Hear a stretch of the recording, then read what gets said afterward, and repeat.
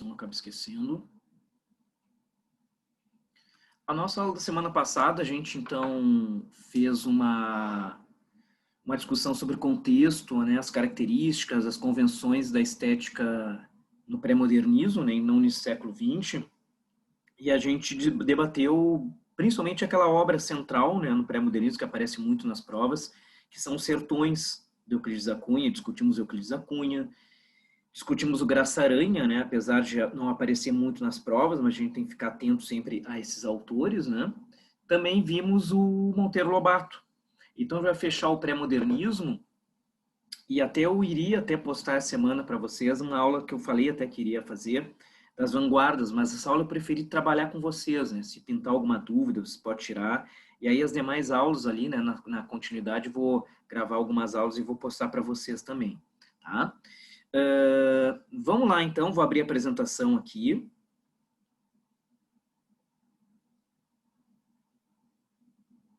Só um pouquinho, só localizar o arquivo.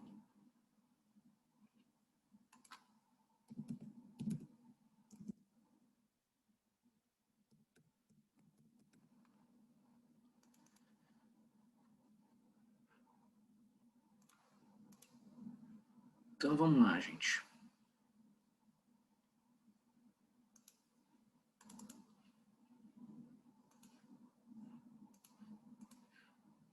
Bom, então isso aqui a gente debateu na aula passada, né? Então, o contexto, que é muito significativo para entender, né, o que está acontecendo no Brasil.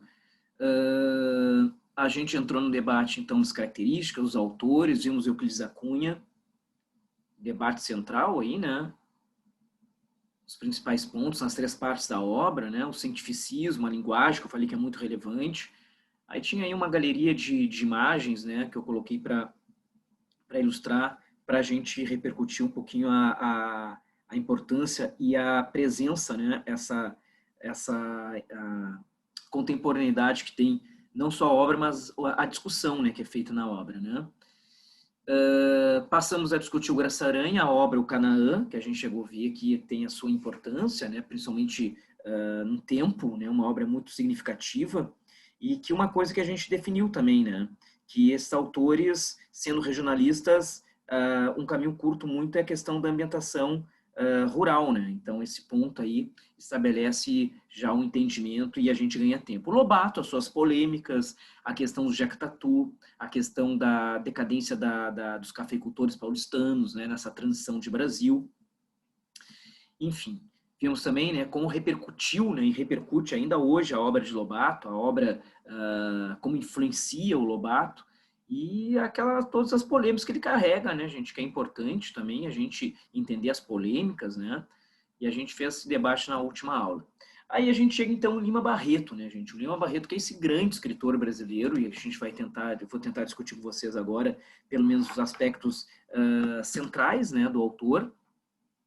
Lembrando, então, que a gente está muito perto aí também de lembrar, né, os 100 anos da morte do Leon Barreto. Então, o ano que vem a gente vai lembrar 99 anos, né? Então, é um autor, é desses autores que a gente tem que ficar muito atento. E aí é um movimento que a URGS já poderia até pensar em fazer, gente. Isso que eu disse para vocês há um tempo já, né? Vocês lembram que eu falei? E claro, né, que eu não vou nem repercutir isso, né,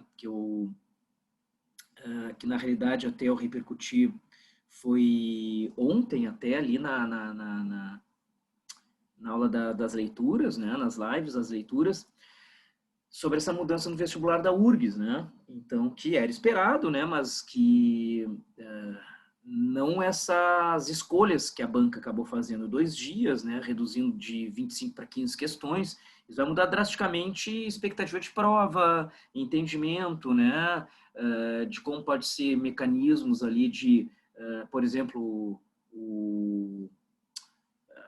que não tem na URGS, né, tem lá no geral das provas, né, mas a gente sabe que quem está disputando vaga para curso disputado tem o processo lá do corte, né? Quem faz, por exemplo, uma prova, quem está disputando uma vaga para medicina, uma prova de 25 questões, quem faz menos de 21 tá fora, né? É uma coisa que vocês sabem disso, né? Vai ter que correr muito atrás para recuperar isso, né? Agora, numa prova com 15, Então, é difícil, vai ser complicado isso, né? Digamos, tu conseguir qualificar bem esse processo, né? Mas enfim, tá? Mas eu não vou nem fazer esse comentário agora, né? Eu fiz até ontem ali, mas aí, o que a URSS ela pode fazer, e eu já falei para vocês, né? Bom, se eram, lembram lá, 25, então tinha aquela expectativa, inclusive, para saber qual era a média de questões de cada título, as leituras obrigatórias, né? Isso, claro, foi por água abaixo, né, gente? Então, esquece, né? Então, o mínimo vai ter uma questão por título, já são 12, né? Coloca umas 2 questões intertextuais, já foram 14, né? Agora, o que deve acontecer, muitas questões intertextuais. E aí, o que a URSS ela pode fazer? Ela já preparar uma transição, né? E o que é possível nessa transição é o Lima Barreto, né? Desses autores que a gente está vendo, né? Enfim, que Machado permanece, né? Muda a obra, né? Talvez uma coisa mude uma obra no romantismo, é muito improvável que entrem obras do século XX para essas que estão saindo, né? Senão vai ficar, esquece, né? Esquece as origens da literatura, né? Então, no Brasil, né? Então vai ser uma prova sobre contemporaneidade, século modernismo e contemporaneidade. Então, a URSS não pode fazer uma coisa dessa. Agora, saindo, por exemplo, né, a Flor Bela, o que a URSS ela pode fazer? Ela pode colocar o Lima Barreto, né? Ah, mas é poesia e segue bagagem, né? E daqui a pouquinho sai o Hamlet e pode entrar Camões lírico, por que não, né? Fica o Renascimento lá na ponta também, na base, né? Agora, porque o Lima Barreto, gente, é século XX, né? É século XX. E a Flor Bela está transitando para o século XX, então está ali, se ocupa, né? Quer dizer, o pré-modernismo está naquele cenário pós o realismo, né? Ali do Machado e tudo mais, e entra aquilo que vai ser o século XX, ali a obra, por exemplo, São Bernardo. Né? A URSS ela pode ir até o limite, saindo da Flor Bela, até o primeiro modernismo ali, pode entrar alguma coisa, sei lá, voltar a Fernando Pessoa, ou pensar um outro autor modernista português, né, ou de língua portuguesa, que acho meio complicado também, né, porque trabalha então com Fernando Pessoa, mas pensando o Lima Barreto seria um grande acerto, gente, porque ele entraria para a lista, então, agora em 2021, e estrearia no ano do centenário dele, né, centenário de morte, né? E escritor, ainda mais no momento que nós estamos vendo no Brasil, ainda mais de ser um ano muito difícil, 1920, de 2022, gente, porque vai ser um ano de eleição e tu imagina aquilo já está acontecendo há um bom tempo no Brasil, vai estar uma efervescência de discussão de país, né? E o Leão Barreto é uma dessas bases centrais, né? É um desses alicerces que discutiu o Brasil e é muito presente o debate desse autor, né? E sobretudo a obra que vocês sabem dele, que é uma obra que durante o processo da ditadura civil-militar ela foi muito lida. Eu vou te falar uma coisa assim, eu vou falar para vocês, hoje é uma obra que ela tem ela é tão contemporânea que, por uma ironia do destino, né? É uma obra que parece estar falando do Brasil de hoje. E tu sabe que obra é essa, né? A obra é o Triste Anjo de Policarpo Quaresma, né? Então seria um grande acerto da URGS, gente. Divulga em 2021 para o centenário do Lima Barreto ser leitura obrigatória. Seria um baita acerto, seria uma belíssima homenagem. E uma outra coisa, né, o que reforça, que historicamente a URGS, tu pode pegar pelos títulos que a URGS escolhe, né, nesse universo das leituras obrigatórias, ela tem um olhar, sempre teve um olhar crítico. Né? E então seria uma justa homenagem ao Lima Barreto e à própria história dos vestibulares da URGS. Né? Então, pensem nisso, olhem com carinho. Então, vamos discutir o Lima Barreto, tá? Que daqui a pouquinho pode até aparecer esse ano. Ah, mas é uma prova com poucas questões. Mas pode aparecer uma questão, digamos, né? Provocando uma relação intertextual, gente. Ah, mas como? Sabe que é possível, né? Você sabe muito bem disso, né? Possível é, gente. Né? Tem autores muito críticos aí. A gente está falando do período dos militares. Ontem, há 2 semanas, a semana passada, eu fiz uma live, né, das leituras, apenas discutindo o contexto histórico, né, que é o painel para várias obras, e a gente está discutindo ontem, avançamos bastante na obra do Marcelo Rubens Paiva, fecharemos na próxima segunda-feira, né, porque quinta-feira, então, é dia 25, então vai ser dia 21. Né? Então, nós vamos dar uma olhada. Então, é possível, né? Primeira coisa, é possível o diálogo, tá? Do Lima Barreto, a partir de um cenário, né? As obras. Está ali destacado já o Trechinho de Policarpo Quaresma, uma obra central, todo mundo sabe a importância que tem, a relevância do texto, né? 5 romances, tá? Tá ali os nomes, os títulos, você tem que saber, para URSS, tem que saber os títulos, né?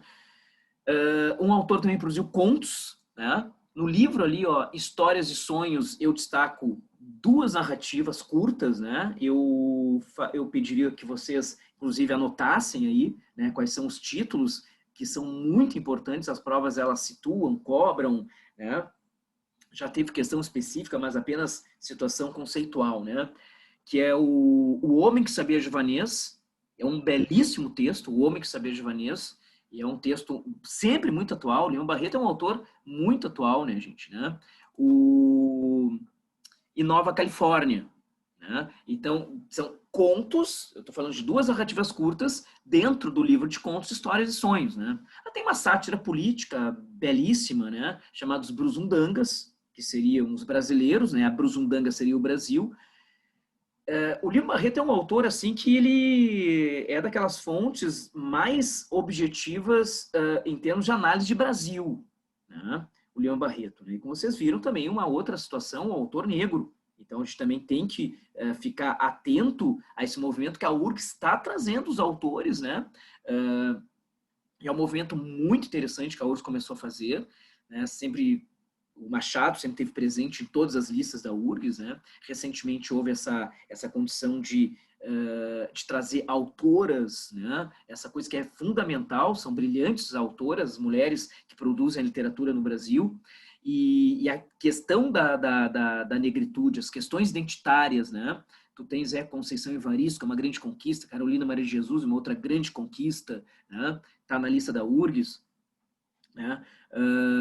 A Maria Firmina dos Reis, outra grande escritora, todas negras, né? E o Leão Barreto é um autor negro, então seria mais um autor, né, gente? Porque sai a Maria Firmina dos Reis, né? E aí tu também traz um outro autor. Então isso tudo a URGS ela tem pensado nos últimos anos, gente. Você acha que não? Ela tem pensado mesmo nisso, né? E as questões, as questões relativas às memórias, né, gente? Tá ali dele, né? Então, tu pode considerar ali o Cemitério dos Vivos, Diário Íntimo, são livros em que ele traz toda uma base documental, mas não são ficção, né? São obras não ficcionais, as memórias ali. Pode ver póstumas, né? Ele morre em novembro da Semana de Arte Moderna, no ano da Semana de Arte Moderna, né? Lá em 1922, né? Então, mas os romances têm que saber quais são, né? E destacando o Trechinho de Policarpo Quaresma, né? Avancemos então um pouquinho. Quais são as características de Lima Barreto, né? A gente já discutiu que esses autores, né, os pré-modernistas, eles não vão promover inovações estilísticas, eles não fazem isso, né? Então a base é real naturalista. Então é isso que serve, né? E é dessa maneira que a gente tem que pensar, né? Primeira coisa, a ambientação é no Rio de Janeiro, no Rio de Janeiro do Machado, no Rio de Janeiro do Alencar, é no Rio de Janeiro de tantos autores que nós já discutimos aqui. Porém, são subúrbios. Agora, não é uma coisa assim, ó, um processo inaugural na literatura brasileira, lembrem, né? Que aí já trabalhou com subúrbios, né? O grande romance do Manuel Antônio de Almeida, Memórias Antimilícias, o teatro do Martins Pena, né? O Aloysio Azevedo. Então, ele segue uma linhagem na literatura brasileira que seguirá mais à frente, né? Que seguirá com o teatro e contos, crônicas do Nelson Rodrigues, né? No teatro moderno, contemporâneo, as narrativas contemporâneas do Nelson, né? O Rubem Fonseca, festejado escritor, né? Que já foi leitura na URSS com Feliz Ano Velho, o Feliz Ano Velho, Feliz Ano Novo, né? Livro de contos, né? Feliz Ano Novo, o velho do Marcelo Rubens Paiva, que a gente está debatendo nas lives das leituras, né? E todos os autores aí, gente, já foram leitura obrigatória, todos esses aí que eu citei, né? O Manuel Antônio de Almeida, a Luísa Azevedo, né? O Nelson Rodrigues, o Rubem Fonseca. Quem não foi? O Lima Barreto e o Martins Pena. Esses dois não foram leitura obrigatória na URGS, né? Então é mais um ponto aí para pensar, né? Então é uma linhagem que a URGS gosta de trabalhar. Gosta de trabalhar, né? Então não é novo isso também. Então são subúrbios do Rio de Janeiro. Claro que pelo processo da verossimilhança, né, da estrutura real naturalista, a linguagem vai ser simples, popular, prosaica. Lembra na semana passada que eu falei que a URGS ela gosta de fazer uma troca de aparato linguístico, de linguagens, ferramentas de linguagem das obras, né, do autor dos Sertões, Euclides da Cunha, e o Lima Barreto. Lembra que lá há uma total erudição. E aí dizem que, não, porque lá o autor, na base, como jornalista, eu estou falando lá de Os Sertões, Euclides da Cunha. Então, o autor, Euclides da Cunha, como jornalista, ele documentou a fonte de acordo com a oralidade das suas entrevistas. Não. Errado, ok? Lembra? Barroco cientificista. E aí tentam colocar que o Lima Barreto possui alguns preciosismos estilísticos, alguns arcaísmos da língua portuguesa. Não, é uma linguagem simples, porque quem vive no subúrbio tem uma linguagem espontânea, e assim é a linguagem dos textos do Lima Barreto, né? Claro que ele vai valorizar demais a vida suburbana, que a gente está discutindo aqui, né? A crítica social, ela é direta aos poderosos, às questões raciais, à burocratização da imprensa, ao bacharelismo, ao academicismo, ao ufanismo, tudo aquilo que a gente já discutiu aí pelas aulas, gente, tá? O Lima Barreto, ele enfia o pé na porta, ok? Então, se outros autores, eu não estou discutindo se foram bons ou ruins projetos, se foram ajustados ou não tão ajustados, não é essa a questão, tá?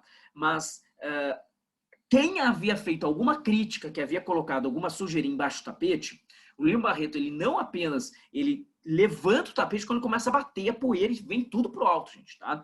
Então, não há aqueles... Aí uns vão dizer, então ele é um escritor que ele não tem uma grande complexidade, ele não tem os mecanismos, digamos, estratégias narrativas tão sofisticadas. Gente, olha, são projetos completamente diferentes, né? Então, o Lima Barreto é um dos autores mais festejados do Brasil, sempre foi muito popular o Lima Barreto, sempre houve também uma resistência, muitas vezes, da academia em aceitar o Lima Barreto, e a gente sabe muito bem, devido a um processo de bacharelismo, devido a um processo também de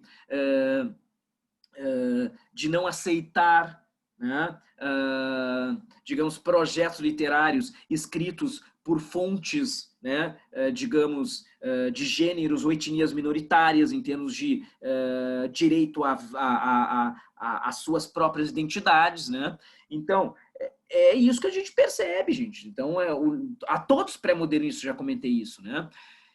E assim, importante o item F que está nesse slide, tá? Olha, é o primeiro autor, gente, que faz com muita qualidade e muita autonomia, digamos, né, de compreensão sobre país, né, e autonomia pessoal, ética, né, essa condição de propor um revisionismo histórico. Então, a prosa do Lima Barreto, muitas vezes, ela é historiográfica, né? Lembrando um detalhe interessante, assim, gente, olha só, que o Lima Barreto já frequentou a prova de história na URGS, né?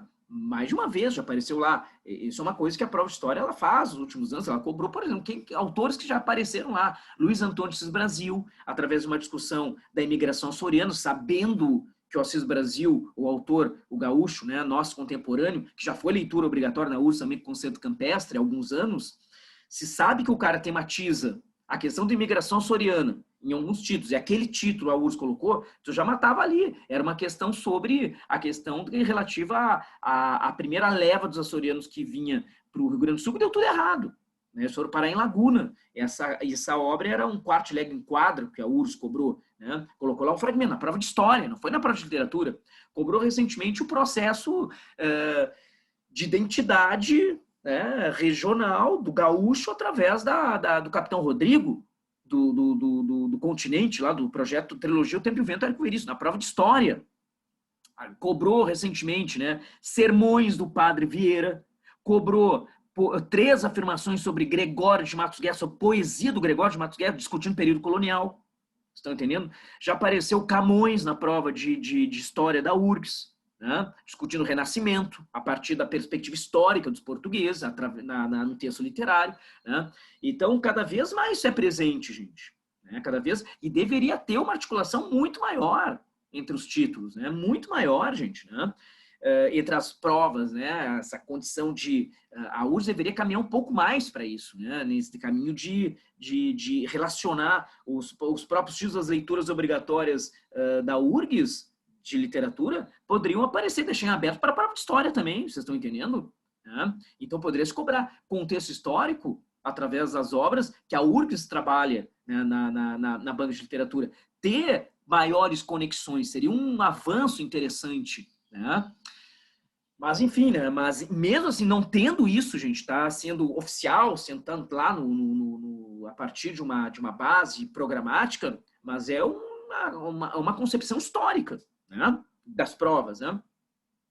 Então, isso é importante. Se autores têm esse olhar crítico, eles se deslocam, né? Eles se movimentam, né? Uma coisa, o humor do Lima Barreto é um humor mais escrachado, não é aquela condição, aquela fina ironia que a gente já discutiu, por exemplo, em outros autores, sobretudo Machado de Assis, né? E aí que tá, gente, né? Porque o Machado, talentosíssimo Machado de Assis, é o grande nome ainda, e vai ser, né? Da nossa literatura, um dos maiores das literaturas de língua, não língua portuguesa, a gente tá? Tô falando da literatura ocidental, né? Tu não concorda com isso? Leia um dos maiores críticos, né? Que nós conhecemos na nossa contemporaneidade, que é o Harold Bloom. Tem uma obra dele chamado Cânone Ocidental. Ele colocou Machado de Assis ao lado dos maiores nomes, como Cervantes, Proust, os grandes nomes da literatura universal. Está lá Machado de Assis, né? E fez, inclusive, uma errata, fazendo uma meia-culpa, dizendo que ele não havia colocado Machado de Assis nesse grande clássico da teoria da literatura, da crítica literária, porque ele não conhecia o Machado de Assis. E bastou ele conhecer o projeto Machado de Assis, ele já alçou no espaço que o Machado tem que ocupar, né? Lembra o efeito esse ano, gente? Teve o Memórias Póstumas das Cubas foi relançado nos Estados Unidos esse ano, né? Eu acho que foi ali por abril, alguma coisa assim, em março. Estava começando, acho que a pandemia ali, foi início ali, né, gente? Esse ano trágico, né?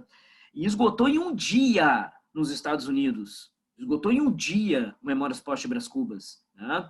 E aqui no Brasil tem gente que fica torcendo o nariz para Machado de Assis, né, gente? Olha, aí tu entende o porquê do buraco que a gente está enfiado, né? Mas então, e aí tem muita gente, até crítica, livro didático, que tenta fazer comparação entre Machado de Assis e Lima Barreto, pelas questões, os dois de origens muito humildes, os dois negros, né? Se colocaram como jornalistas, escritores, prosadores, foram também cronistas, contistas, romancistas, né? E aí fica por aí. Tiveram problema de saúde, Machado teve lá, né, as suas complicações, mas na vida teve a epilepsia, né, e outros problemas. E o Lima Barreto ele tem problema que também veio do pai dele, o alcoolismo, né, e termina morrendo de uma forma quase esquecimento também, o Lima Barreto, né. O único cara que foi ao encontro do Lima Barreto lá, um pouquinho antes da morte, lá no Rio, em 22, foi o Lobato, né? O Lobato aí, o execrado, o demonizado Lobato, né? O antimodernista Lobato, que a gente sabe que não é nada disso, né, gente, tá? Tinha lá suas contradições, já discutimos semana passada, tranquilo, todos têm as suas contradições, aquilo que deve ser imputado a eles é imputado, historicamente está vinculado a eles, não tem como negar. Agora, é uma literatura de muita qualidade e um homem também, que teve muita contribuição para a nossa cultura, né? E uma clara demonstração foi ir ao encontro de Lima Barreto, né? Um grande escritor brasileiro que estava numa condição de ostracismo, né? Mas então, gente, aí muita gente. E aí faz aquela comparação, né? Aí fica por aí a comparação, porque aí há mais distinções. É claro que há distinções, mas só que aí sempre tenta, né? Porque esse é o grande problema, muitas vezes, da crítica, essa crítica mais tradicional, né? Essa crítica mais fechada, né? Mais pela questão da academia mesmo, né? Porque no momento que tu cria um modelo, né? E eu digo assim, ó, por isso que é uma coisa que não é bacana tu colocar assim, ó, o melhor escritor, os melhores escritores, porque viram modelos, né, gente, tá? Então a coisa é muito viva, ela é muito dinâmica, né?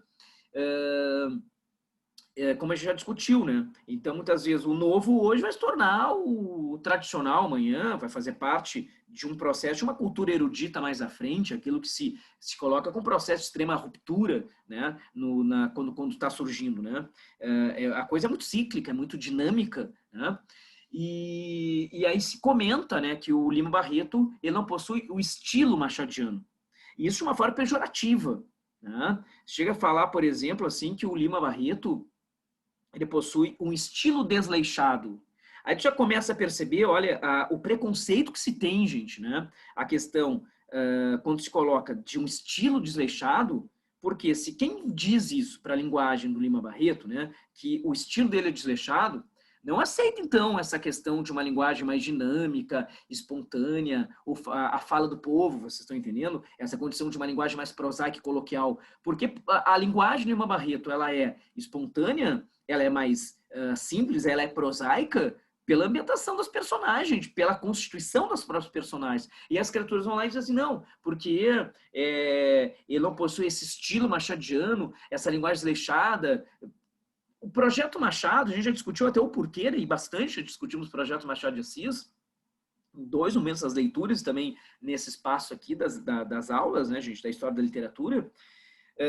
E tu lembra por que o padrão do Machado é culto? Pelas personagens, né, que faz parte de uma elite. Né? Então, não é porque o Machado queria impor esse padrão de linguagem, não, gente. Né? É tudo pela questão da verossimilhança, que é um padrão do real naturalismo. Né?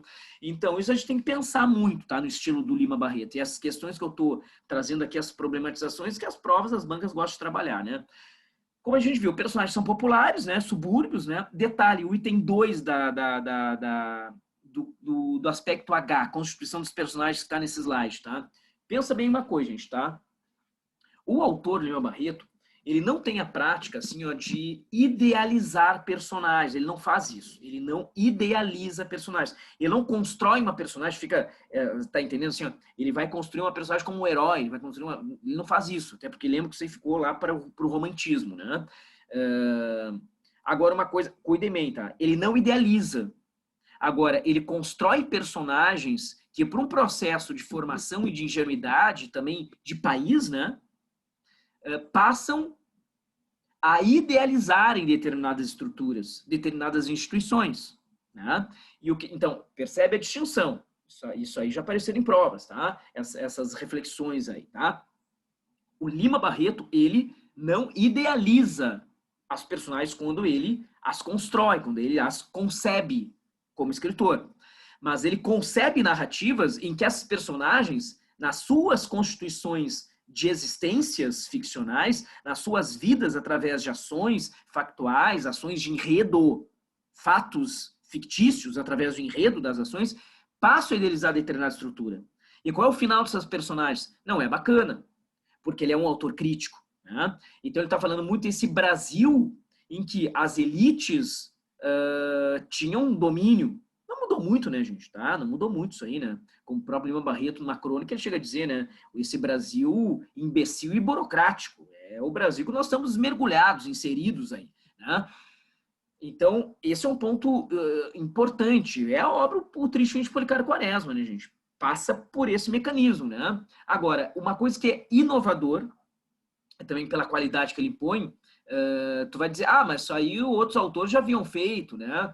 Por exemplo, o próprio José de Alencar já havia acrescentado personagens, né? A ficção, mas com um olhar, né, gente, né? Tu tem ali misturando com muita ficção, né? A questão, mas o Lima Barreto também vai fazer. Sim, mas deixa eu explicar melhor, né? Tu pega, por exemplo, o Martim Soares, lá de Iracema, né? O Martim Soares, o Martim, né? O Martim Soares Moreno, né? Ele é uma personagem histórica. Né? A própria figura do Poti, né? É o Antônio Felipe Camarão, também personagem histórica, mas o José de Alencar brincava, ele não tinha um olhar crítico, né? A questão da perspicácia, né? A sagacidade de propor um revisionismo histórico. Então, mas dessa forma, gente, surge, né? Pela primeira vez na nossa literatura, é o Lima Barreto. Ele tem coragem de trazer personagens históricos, mas para frequentar as narrativas e com uma base dialógica. Tu pega, isso inclusive foi o que motivou uma questão da prova de história da URGS, né? Colocaram lá o Tristinho de Policarpo Quaresma, a gente sabe que o fundo histórico dessa obra é o governo Floriano Peixoto, o governo, portanto, da espada, né? Então, na sequência do Deodoro de Fonseca, segue os militares, né? Com Floriano, né? Então, essa militarização que está vindo desde lá, né? As campanhas no Rio da Prata, coisa que a gente já discutiu, quando a gente viu Papéis Avulsos, né, gente? Aquela a primeira live de Papéis Avulsos que eu fiz um recorte histórico, como eu fiz na aula passada para falar dessa contemporaneidade de 4 títulos que a URGS trabalha ali, né? E a gente está vendo lá a obra do Marcelo, né? Agora, como eu estou falando para vocês aqui, ó, aí a figura do Floriano Peixoto, gente. Floriano Peixoto ele não é citado, ele aparece com ações, com falas. E como é que ele aparece na obra, né? Ele aparece como um déspota, ele aparece como um mandatário, né? Uma criatura completamente autoritária, né? Que pouco está, digamos, interessado, completamente diferente aos interesses do povo. Né? Então, a denúncia que o Lima Barreto faz, gente, olha, então, por isso que essa obra ela foi muito lida, né? Durante o processo da ditadura civil-militar. Por quê? Durante o processo da ditadura civil-militar, havia uma censura muito grande. Né? As obras não eram produzidas, né? Sob o olhar crítico, esquece, havia censura. Né? E muitos autores estavam no exílio. É o contexto das obras que a gente está discutindo lá nas lives, né, agora, né? E então o que restou, gente, né? O mercado editorial começou a reeditar obras críticas que discutiam os princípios de liberdade, de enfrentamento à carga opressora de regimes de exceção. Assim foi a obra do Lima Barreto, assim foi inclusive o Romanceiro da Inconfidência da Cília Meirelles, que teve uma retomada e muita gente lendo. E era a opressão lá de século XVIII, lá dos confidentes, gente, tá? Daquilo que, não a opressão dos confidentes, que os confidentes foram oprimidos, né? Através do movimento, né, que se gestou através daquela articulação contra a política draconiana, da metrópole portuguesa, tudo mais. Então era assim, gente, da mesma maneira que por isso que até ontem eu reforcei mais uma vez a questão da sexualidade nos anos 70, nos anos 80 é muito forte, né? Não estou falando só de comportamento, estou falando de representação artística. Né? É uma coisa meio maluca, assim, ó. Só vou dar um exemplo para vocês, tá? Um dos filmes, gente, tá? Porque o cinema novo, aqui durante a ditadura civil-militar, ela, enfim, a censura graçou. Né? Esquece, os cineastas que estavam resistindo estavam fora do Brasil. Né? E aí se estimulou muito no Brasil a questão de um cinema de comportamento, um cinema, portanto, que era a chamar cinema de costumes, né? Só que os caras viajaram, uma coisa meio... eu vou te falar assim, é completamente surreal, assim, porque todo mundo sabe esse processo dos militares, quando chegam ao poder ou estão alinhados ao poder, sempre tem essa questão da tradição, família e propriedade, né? Estimulou muito a partir dos anos 60 no Brasil, sobretudo na década de 70, a partir de Médici ali, né? Do recrudescimento com AI-5, né? Esse cinema de costumes, só que eram costumes através da sexualidade. Tinha as chanchadas, né? Do Oscarito, do Grande Otelo, da Dercy, de tantos outros grandes atores, né? Dos anos 30, 40, dos estúdios Atlântida, né? Aqui no Brasil, o sistema teve esse ritmo de produção industrializado mesmo, né? Que eram chamadas chanchadas. E aí todo mundo já ouviu falar nisso, né, gente? Tá? Nos anos 70 estimulou muito o quê, né? E pelo próprio regime militar, né? Quer dizer, os mecanismos que liberavam fundos para investimento, a questão da pornochanchada. Né? Mas não estou nem falando isso, é uma questão de sexualidade. Não estou falando esse tipo de sexualidade, mas é uma coisa que ali se banalizou. A questão da mulher, enfim, aí a questão patriarcal, né? E tudo mais, que fica a situação também misógina. Tá? Mas teve um grande sucesso no cinema brasileiro, maluco isso, aqui no Brasil. E uma coisa e também em país que desceu a cortina de ferro aqui, gente, né? O processo das ditaduras militares na América Latina, né? Que até eu contextualizei na aula da outra semana, a Operação Condor. Né?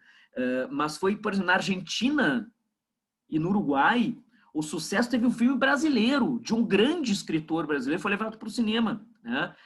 Sabe qual o filme, gente? Dona Flor e seus dois maridos. Aí você vai dizer, tá, mas o que tem a ver esse filme com uma questão política? Nenhuma. Já é outra fase do Jorge Amado, é a fase já dos costumes, né? Só que tem uma forte erotização. Aí tu vai dizer, tá, mas o que tem a ver o sexo? É um processo de evasão, gente, é um processo de liberdade. a questão a partir de 68, com a revolução da sexualidade, gente, né? Tanto é que a Tropicália aqui no Brasil se bateu muito pela questão comportamental, que poderia influenciar os jovens, né? O comportamento subversivo da Tropicália musical. Tanto é que não era questão política da Tropicália, né? A Tropicália não tinha isso como elan, né? Deixa isso para música de protesto. Então se combateu, porque a questão dos costumes e a sexualidade, a liberdade da sexualidade, o sexo tornou uma questão a ser reprimida. Então aquilo era um respiro libertário. Estão entendendo? Então aí que eu sempre digo, né? Tem que entender as obras pelo seu complexo, pelo seu contexto, pelo seu tempo, né? Aí tu começa a entender o porquê que é tão presente isso também em Feliz Ano Velho, que a gente estava discutindo, né? Mas voltando aqui, gente, então, o que eu queria trazer para vocês, para ver como a obra e por que voltou com tanta força o Lima Barreto nos anos 60, a retomada dos anos 70, né?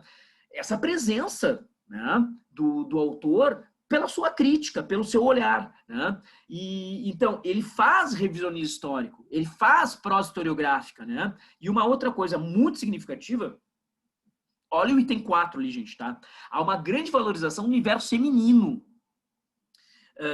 Tem muitos críticos, inclusive vem em Lima Barreto, uma questão que é muito interessante, gente, que inclusive, um germe de feminismo.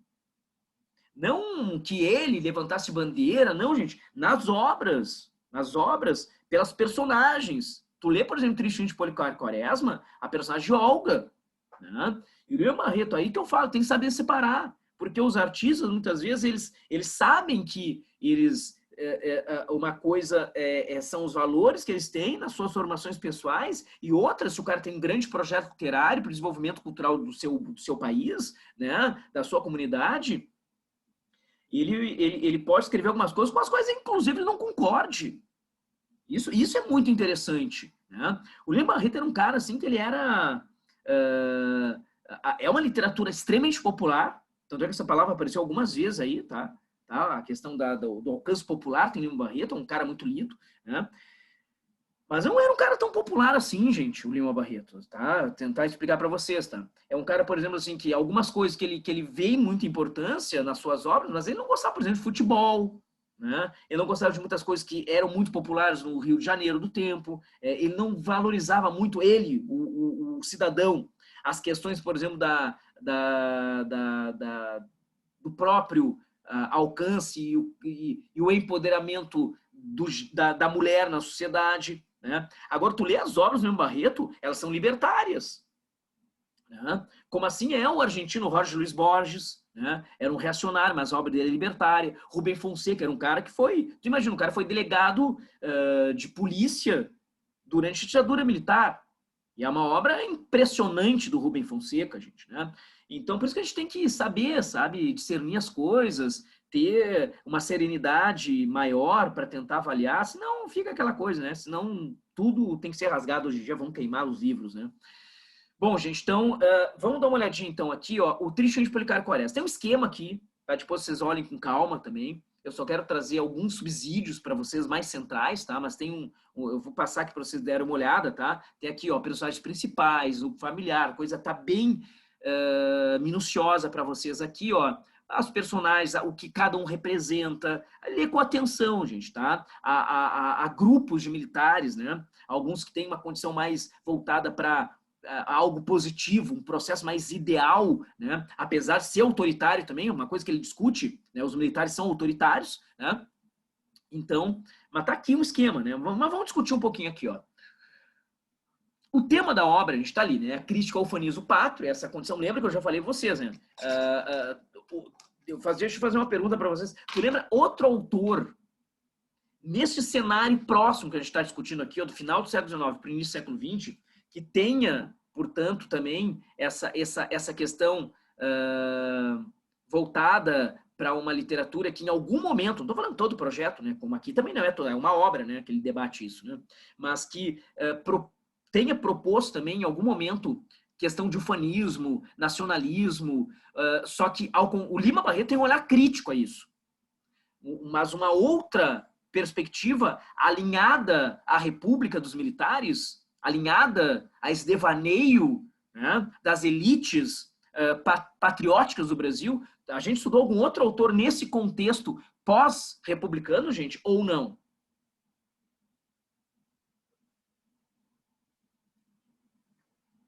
São Bernardo, senhor? Oi? São Bernardo?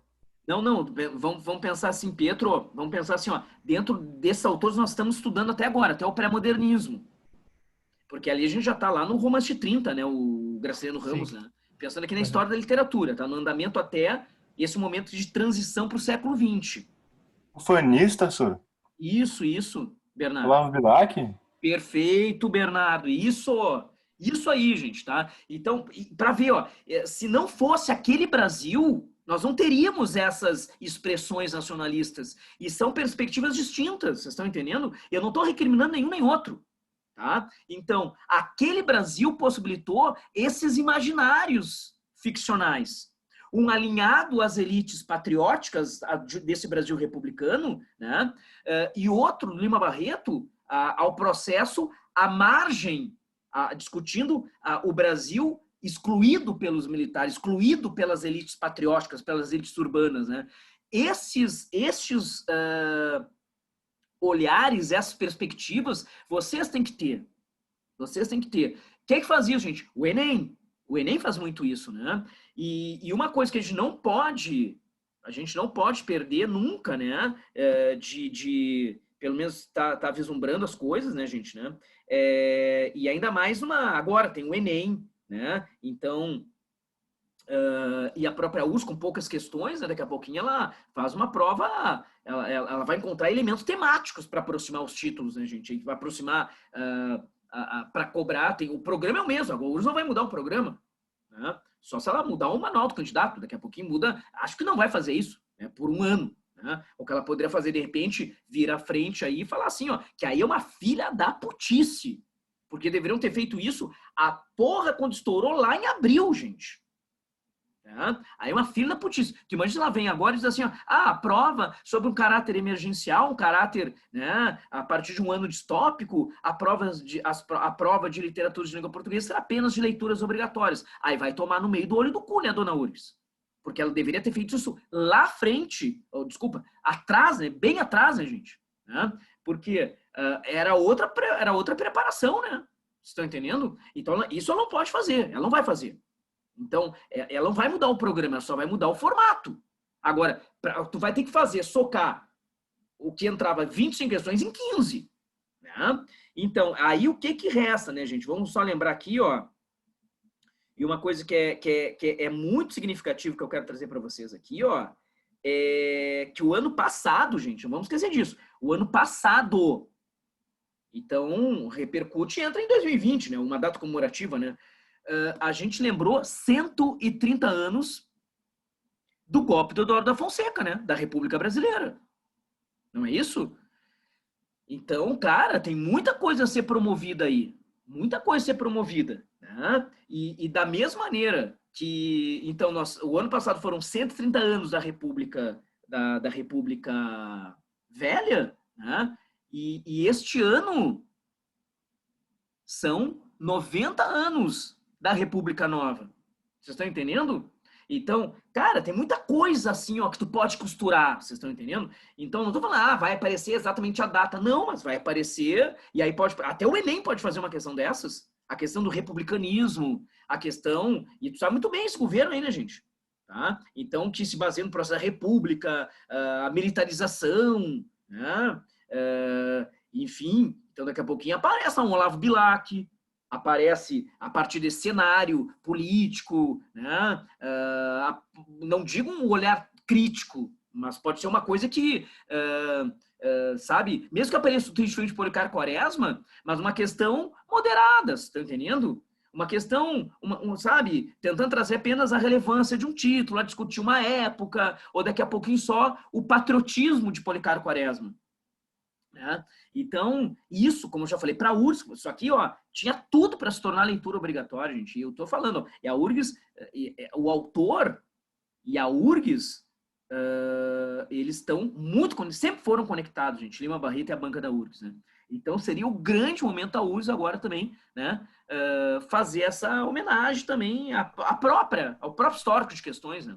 Mas Ô, enfim, senhor, opa, eu jurava que ia cair, que ia vir como leitura obrigatória, porque até caiu essa obra, né, no passado. Caiu um personagem, no caso.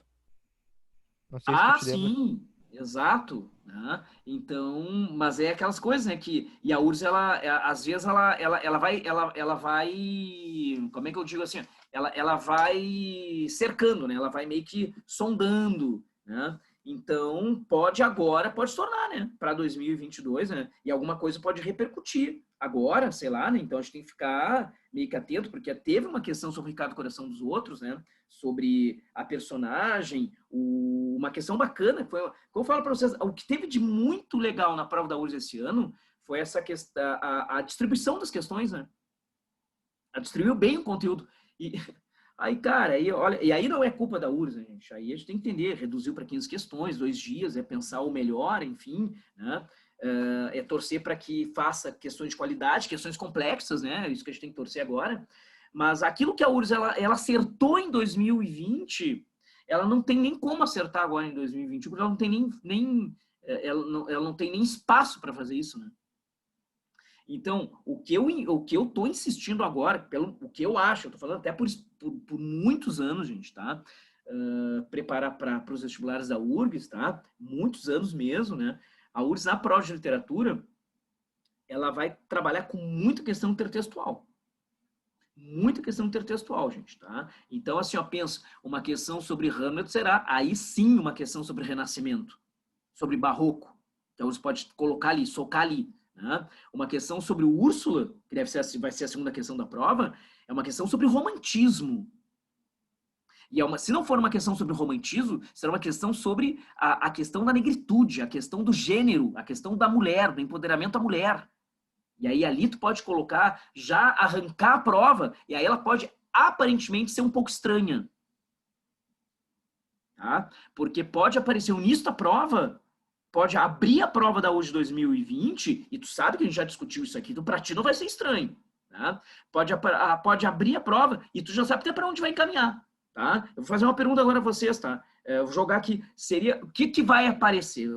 Qual era tu já sabe até para onde está indo, o que a Banguela vai querer? Se abrir a prova da URGS com o poema Ismália, do Afonso Guimarães. A URGS mudou tudo. Não.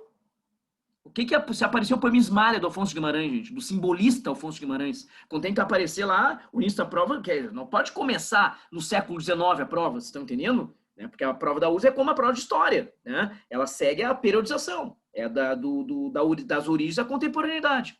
O que a URGS vai estar explorando lá, gente? Vai ser uma questão, já sabe até para onde vai. Vocês ainda lembram? Hamlet. Nós fizemos essa discussão. O Hamlet. Hamlet, e qual é o ponto de encontro? Ofélia. Suicídio. A Ofélia, perfeito, isso. Então, assim, ó, acreditem em vocês. Acreditem em vocês. A gente está fazendo um trabalho, para que. Por isso que eu sempre digo, a gente só não pode. A gente só tem que torcer para que a prova não seja estranha. Se ela for complexa, difícil, no caminho dialógico dos títulos, dos movimentos artísticos, tu vai acertar, tu vai muito bem. Tu vai muito bem. Né? Quando muita gente vai se perder. Você está entendendo? Né? Então, isso que eu tô falando. Então, pode aparecer, inclusive, assim, ó, pode começar, inclusive, com as meninas, gente. E também pode forçar uma relação com a Ofélia. E qual é a relação? A gente não discutiu as meninas, a gente vai discutir na sequência, mas na Ana Turva, também é questão de suicídio. Pode aparecer uma questão, inclusive, ali, ó, com Marcelo Rubens Paiva. Pode começar com uma questão envolvendo Feliz Ano Velho. E a URGS seria uma baita questão, a relação de formação entre a relação paterna, estão entendendo? Porque nas duas obras os pais são extremamente presentes, porém ausentes. Estão entendendo isso? Então há uma imagem fantasmagórica também, seja pelos porões da ditadura civil-militar, na obra do Marcelo Rubens Paiva, pela presença do Rubens Paiva. Ele sente muito a ausência do pai. Vocês estão entendendo isso? Né? E aí, ó, olha para onde a URGS pode ir. Ela poderia fazer uma baita questão, gente, tá? Há o imobilismo nas duas obras. O Hamlet, ele adia os movimentos, ele não se movimenta. Ele tem uma paralisia de ação. E o outro lá, a gente sabe por um acidente que aconteceu mesmo. Então, isso que eu tô falando, gente, olha, a URSS pode fazer uma prova muito bacana. Se ela quiser ir além daquela, por vezes, né, situações de facilitar a vida para alguns candidatos preguiçosos e preguiçosas, que são apenas leitores e leitoras de resumos.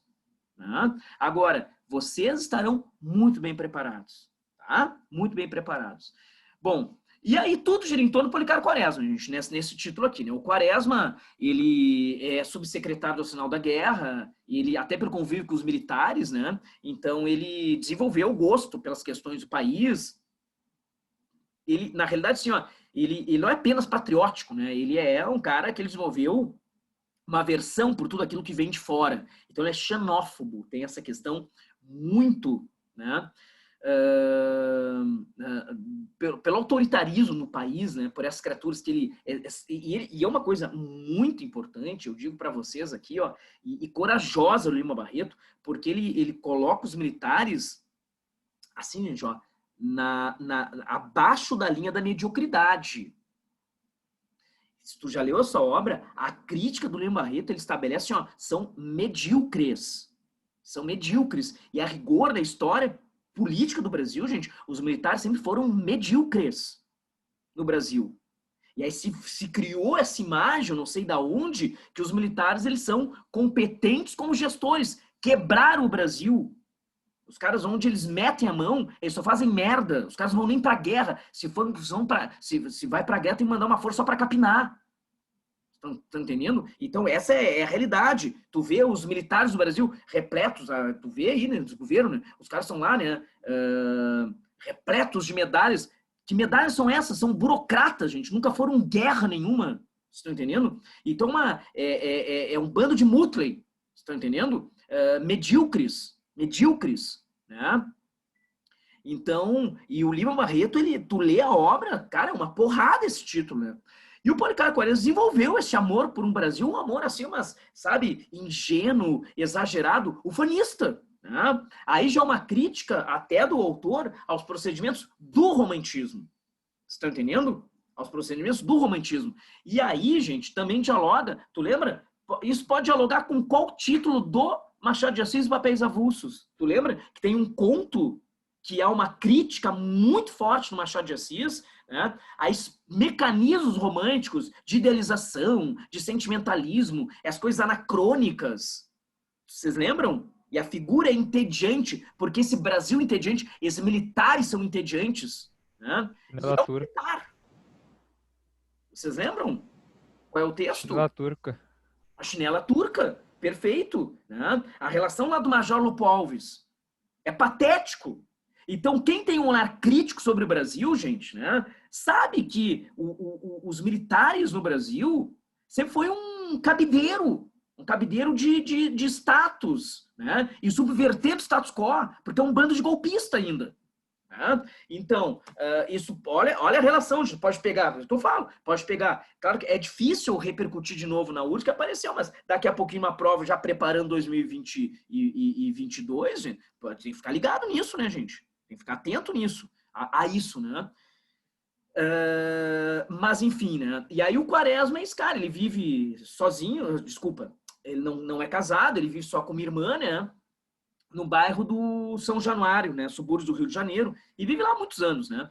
E aí ele tem uma relação muito bacana com um imigrante, né, italiano, que é o Vicente Corleone, que tem muito dinheiro e prestígio. E a gente percebe esse prestígio que ele tem. E ele é compadre do Corleone, o Quaresma, né, esse nacionalista ingênuo, incorrigível, né?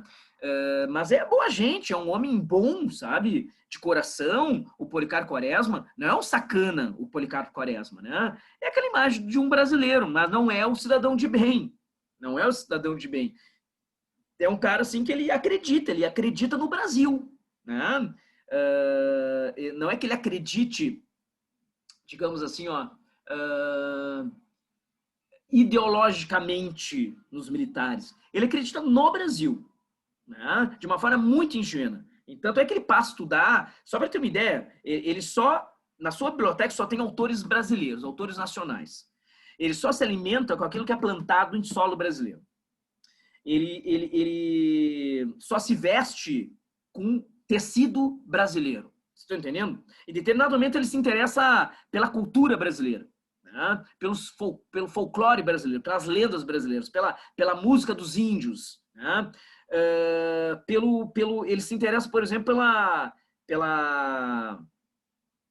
não mais pelas polcas, né? Esse ritmo europeu que vinha, né? Que vai dar origem junto, se misturando aí com outros ritmos aqui, né? Vai originar o chorinho mais à frente, né? Então ele quer, por exemplo, aprender a tocar violão, né? E o violão, ao contrário do piano, né, que era o artigo das elites que vinha direto à Europa, né? As famílias abonadas do Brasil, né, imperial e desse Brasil republicano à transição poderiam não saber tocar piano, mas tinha um piano na casa. Estão entendendo? Então era assim.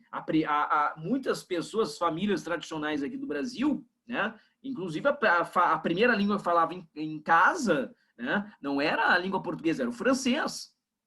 Esse era o Brasil, né? Esse era o Brasil, né? Destes homens, dessas mulheres tão patriotas, né? Aí então aí entra alguns elementos importantes, gente, que aí pode aparecer, inclusive, né? Como uma antecipação da cultura moderna. Eu não estou falando antecipações estilísticas, mas temáticas, né? Essa coisa da valorização do Brasil, da cultura brasileira, a valorização, por exemplo, né, da cultura, das lendas, né, do folclore brasileiro, que ele passa a estudar, o Policarpo Quaresma, esse grito, portanto, né, por valorizar essa questão mais nacional na cultura, né, isso, a linguagem coloquial, essa coisa mais espontânea que tem o Lima Barreto, isso são antecipações de postura que os modernistas terão lá nos anos 20. Né? E aí, então, ele tem a filha do Corleone, se torna afilhada dele. Né? Então, ele acaba sendo padrinho da Olga, personagem muito importante. Porque o Quaresma, ele é o autovisionário, é o sonhador. Né? Tanto é que ele é chamado dessa maneira mesmo, visionário, Quaresma. Né? Ninguém leva ele a sério. Tanto é que pelas questões do seu nacionalismo, nessa questão do exagerada dele, esse patriotismo ingênuo, tão sonhador que ele ganha um apelido que trabalha, é um burocrata, né, gente? Tá? Ele não é um militar, né? Ele é um burocrata, né? Conhecido por major, que é um título que foi prometido a ele, mas nunca teve, ele nunca ganhou esse título. Ele não é militar, o Quaresma, ele é um homem civil, né? E ele é chamado de peri.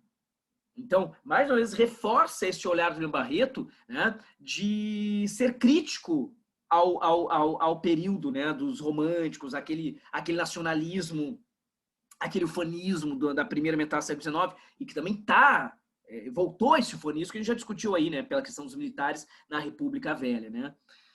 Aqui tá novinho em folha ali, né, gente, tá quando surgiu, né. Se desgastará, como a gente sabe. Agora, e ele tem alguns amigos, né? O Ricardo Coração dos Outros, que é o cara que vai ensinar ele a tocar piano, o violão, né? Que é um grande violeiro. O nome dele é magnífico, né, gente? Olha só, e é muito simbólico. Ricardo Coração dos Outros. É o menestrel do povo, né? Tanto é, gente, que a URGS, ela fez uma afirmação, né, esse ano, que até foi tu, né, Pietro, que lembrou há pouco, né? E apareceu isso lá logo naquele contexto, logo depois de uma questão sobre papéis avulsos. Entre papéis avulsos, que é o realismo, né, o real naturalismo, que é o século XIX, segunda metade do século XIX, e a Floribela Espanca, que é o final do século XIX, início do século XX de Portugal. Então estava exatamente ali, né? Quer dizer, a transição.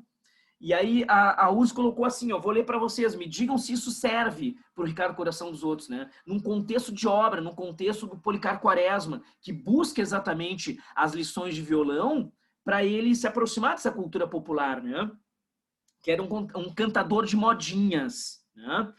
E aí a URSS foi lá e colocou assim, ó, o personagem Ricardo Coração dos Outros, esse que a gente está discutindo aqui, ó, em Triste de Policarpo Quaresma, de Lima Barreto, é um músico popular, que goza da estima da mais alta sociedade carioca por ser a expressão característica da alma nacional. E aí, gente? Serve ou não? O que vocês acham? Vocês entenderam a pergunta? Acho que sim, Não senhor. serve. Sim ou não? De prestígio da sociedade, da alta sociedade brasileira, acho que não. Essa é um bom debate, né, gente? Né? Agora, é uma coisa assim, ó, que ele tinha essa projeção, o Ricardo Coração dos Outros. Né? Agora, esse é o ponto, né? Esse é a questão central que a gente sempre pensa, né? Quando a gente está discutindo Lima Barreto, né? E foi as outras duas afirmações, elas trabalharam com Curtiço, com o Euclides da Cunha. Então, olha só, foi uma questão sobre pré-modernismo. Né? Agora, essa questão, gente, quando a gente começa a discutir aqui, ó, do Lima Barreto, essa questão de como ele... Como é que eu digo para vocês assim, ó, de como ele trabalha com a alma nacional, né? Porque não deixa de ser uma questão importante quando a gente começa a debater, gente, né? Porque outros tantos autores fizeram isso, né? Se a gente começa a lembrar que a gente já volta para a questão, mas a gente, os primeiros foram os românticos, né? Sob um olhar muito ingênuo, né? E quando a gente começa a discutir o Lima Barreto, né? Ele tem um olhar crítico. E este ponto, gente, aqui, ó, é muito importante, né? Vocês entenderem o momento de produção. Que nacionaliza esse? Qual é o movimento artístico? Por isso que eu insisto muito nesse diálogo, né? Com as mentalidades do tempo, não só a obra, né? Porque a gente começa a entrar nessa discussão, gente, né? Das representações, é por isso que eu insisto muito, as representações de um tempo, né? A obra não está isolada, né? Então, como eu falei para vocês, olha, há uma projeção, lembra que eu falei, né? O violão, não vamos longe, até a era Vargas, gente, né? A figura desse violeiro foi combatida, foi taxado de vagabundo, né? E aí a coragem do Lima Barreto, que ele coloca exatamente um violeiro, e a coragem que ele coloca na personagem, né? Do Policarpo Quaresma, que era um cara que tinha o seu prestígio, né? Trabalhava no Arsenal da Guerra há quantos anos, né? Há mais de 20 anos, né? E ele exige, inclusive, que o Ricardo Coração dos Outros entre pela porta da frente da sua casa, nos subúrbios do Rio, né? Então, ele é um cantador de modinhas. Ele é popular nos subúrbios. Agora, ele não goza desse prestígio na alta sociedade da época. Aí é o choque de cultura que tem ali. Vocês estão entendendo? Né? Porque aquela alta sociedade, ela não quer o violão, ela quer exatamente as polcas, ela quer o piano, ela quer o sarau de foro íntimo, vocês estão entendendo? Então, essa afirmação, gente, a URSS colocou ali, e muito bem arquitetada. Se tu entende o projeto Lima Barreto, tu ia saber que tinha um problema ali. Porque o Lima Barreto, ele critica fortemente esse bacharelismo, esse academicismo cultural. Né? Então, tá tudo certo, gente. Né? Mas aquilo ali que gosta da estima da mais alta sociedade carioca, não. É um artista do povo, é um menestrel do povo. Vocês entenderam isso? Né? Então, e foi uma boa questão, uma questão conceitual. Mas eu não li a obra. Mas tu entendeu o Lima Barreto? Aí eu digo assim, ó, são as ideias dos autores. Sempre digo, pelas ideias dos autores, projetos artísticos dos autores, tu entende uma obra. Não é isso? Né? Então aquela afirmação está errada. Né? Até eu vou ler essa aqui, ó, que era do Euclides da Cunha. Né? A segunda afirmação, que a gente discutiu na semana passada. Né? Euclides da Cunha narra em A Luta, terceira parte, né? De Os Sertões, até colocou aqui terceira parte, Sertões, deu de barbada, as formas de organização e as estratégias de combate aos sertanejos liderados por Antônio Conselheiro que derrotam o exército republicano. E aí, gente? Essa segunda afirmação. Não derrotam. Não derrotam, perfeito, Nicole. Né? E isso não ocorre ali. Né? Já tá, lembra que ele entra, quando ele entra no arraial, já está destruído o Arraial, não tem mais como resistir. Vocês viram até as imagens que tem nesse slide aí, nos slides que a gente viu na última aula, né? E a maioria foram prisioneiros de guerra que foram mortos brutalmente, né? Pelo exército brasileiro. Então, assim, ó, mesmo na dúvida, gente, né? Deixa eu até ver aqui, daria até para fazer isso aqui, ó. A segunda tá errada, né? E a segunda tá muito errada, né, gente, tá? Então, a terceira afirmação, que ela aparece sozinha, a terceira afirmação, como B, aquela do Policarpo Quaresma, né? Aí ela aparecia ali na D, que era 2 e 3, a 2 tá muito errada, então daria para anular ela ali, né? Aí tinha a 1 e a 2, tu anula. Então, tu ficaria entre ou a primeira, que é apenas A, ou a B, que é apenas 3. Né? Então, eu sempre digo assim, ó, mesmo na hora de dúvida, mesmo quem não viu aqui esse detalhe, essa minúcia na afirmação sobre a obra do Lima Barreto, né? Mas a primeira afirmação definiria, né? Ou se a primeira está certa, ou se ela estiver muito certa, aí isso está um pouco em dúvida, porque não tem 1 e 3. E vocês têm que fazer também com as leituras obrigatórias, gente. Vocês têm que não se atira, lê o conjunto e trabalha com as alternativas. Daqui a pouquinho uma coisa tão inviável nas alternativas que tu tem que repensar e olhar para aquela que tá talvez a mais certa. Tu te gruda na mais certa. Ok? Porque a URGS também erra. Lembra que ela errou muito nessa prova, né? A primeira afirmação disse assim, ó. Coisa que a gente já discutiu, é sobre o Curtiço. Ó. A personagem Bertoleza de O Curtiço representa um entrave às ambições de João Romão de ascender socialmente. Até aí tá certo, gente, ou não? Com essa informação que eu tô lendo para vocês. Vocês lembram lá da Bertoleza? Que fritava os peixes lá pro João Romão? Sim. Ela, em determinado momento, ela se torna um entrave para a ascensão dele?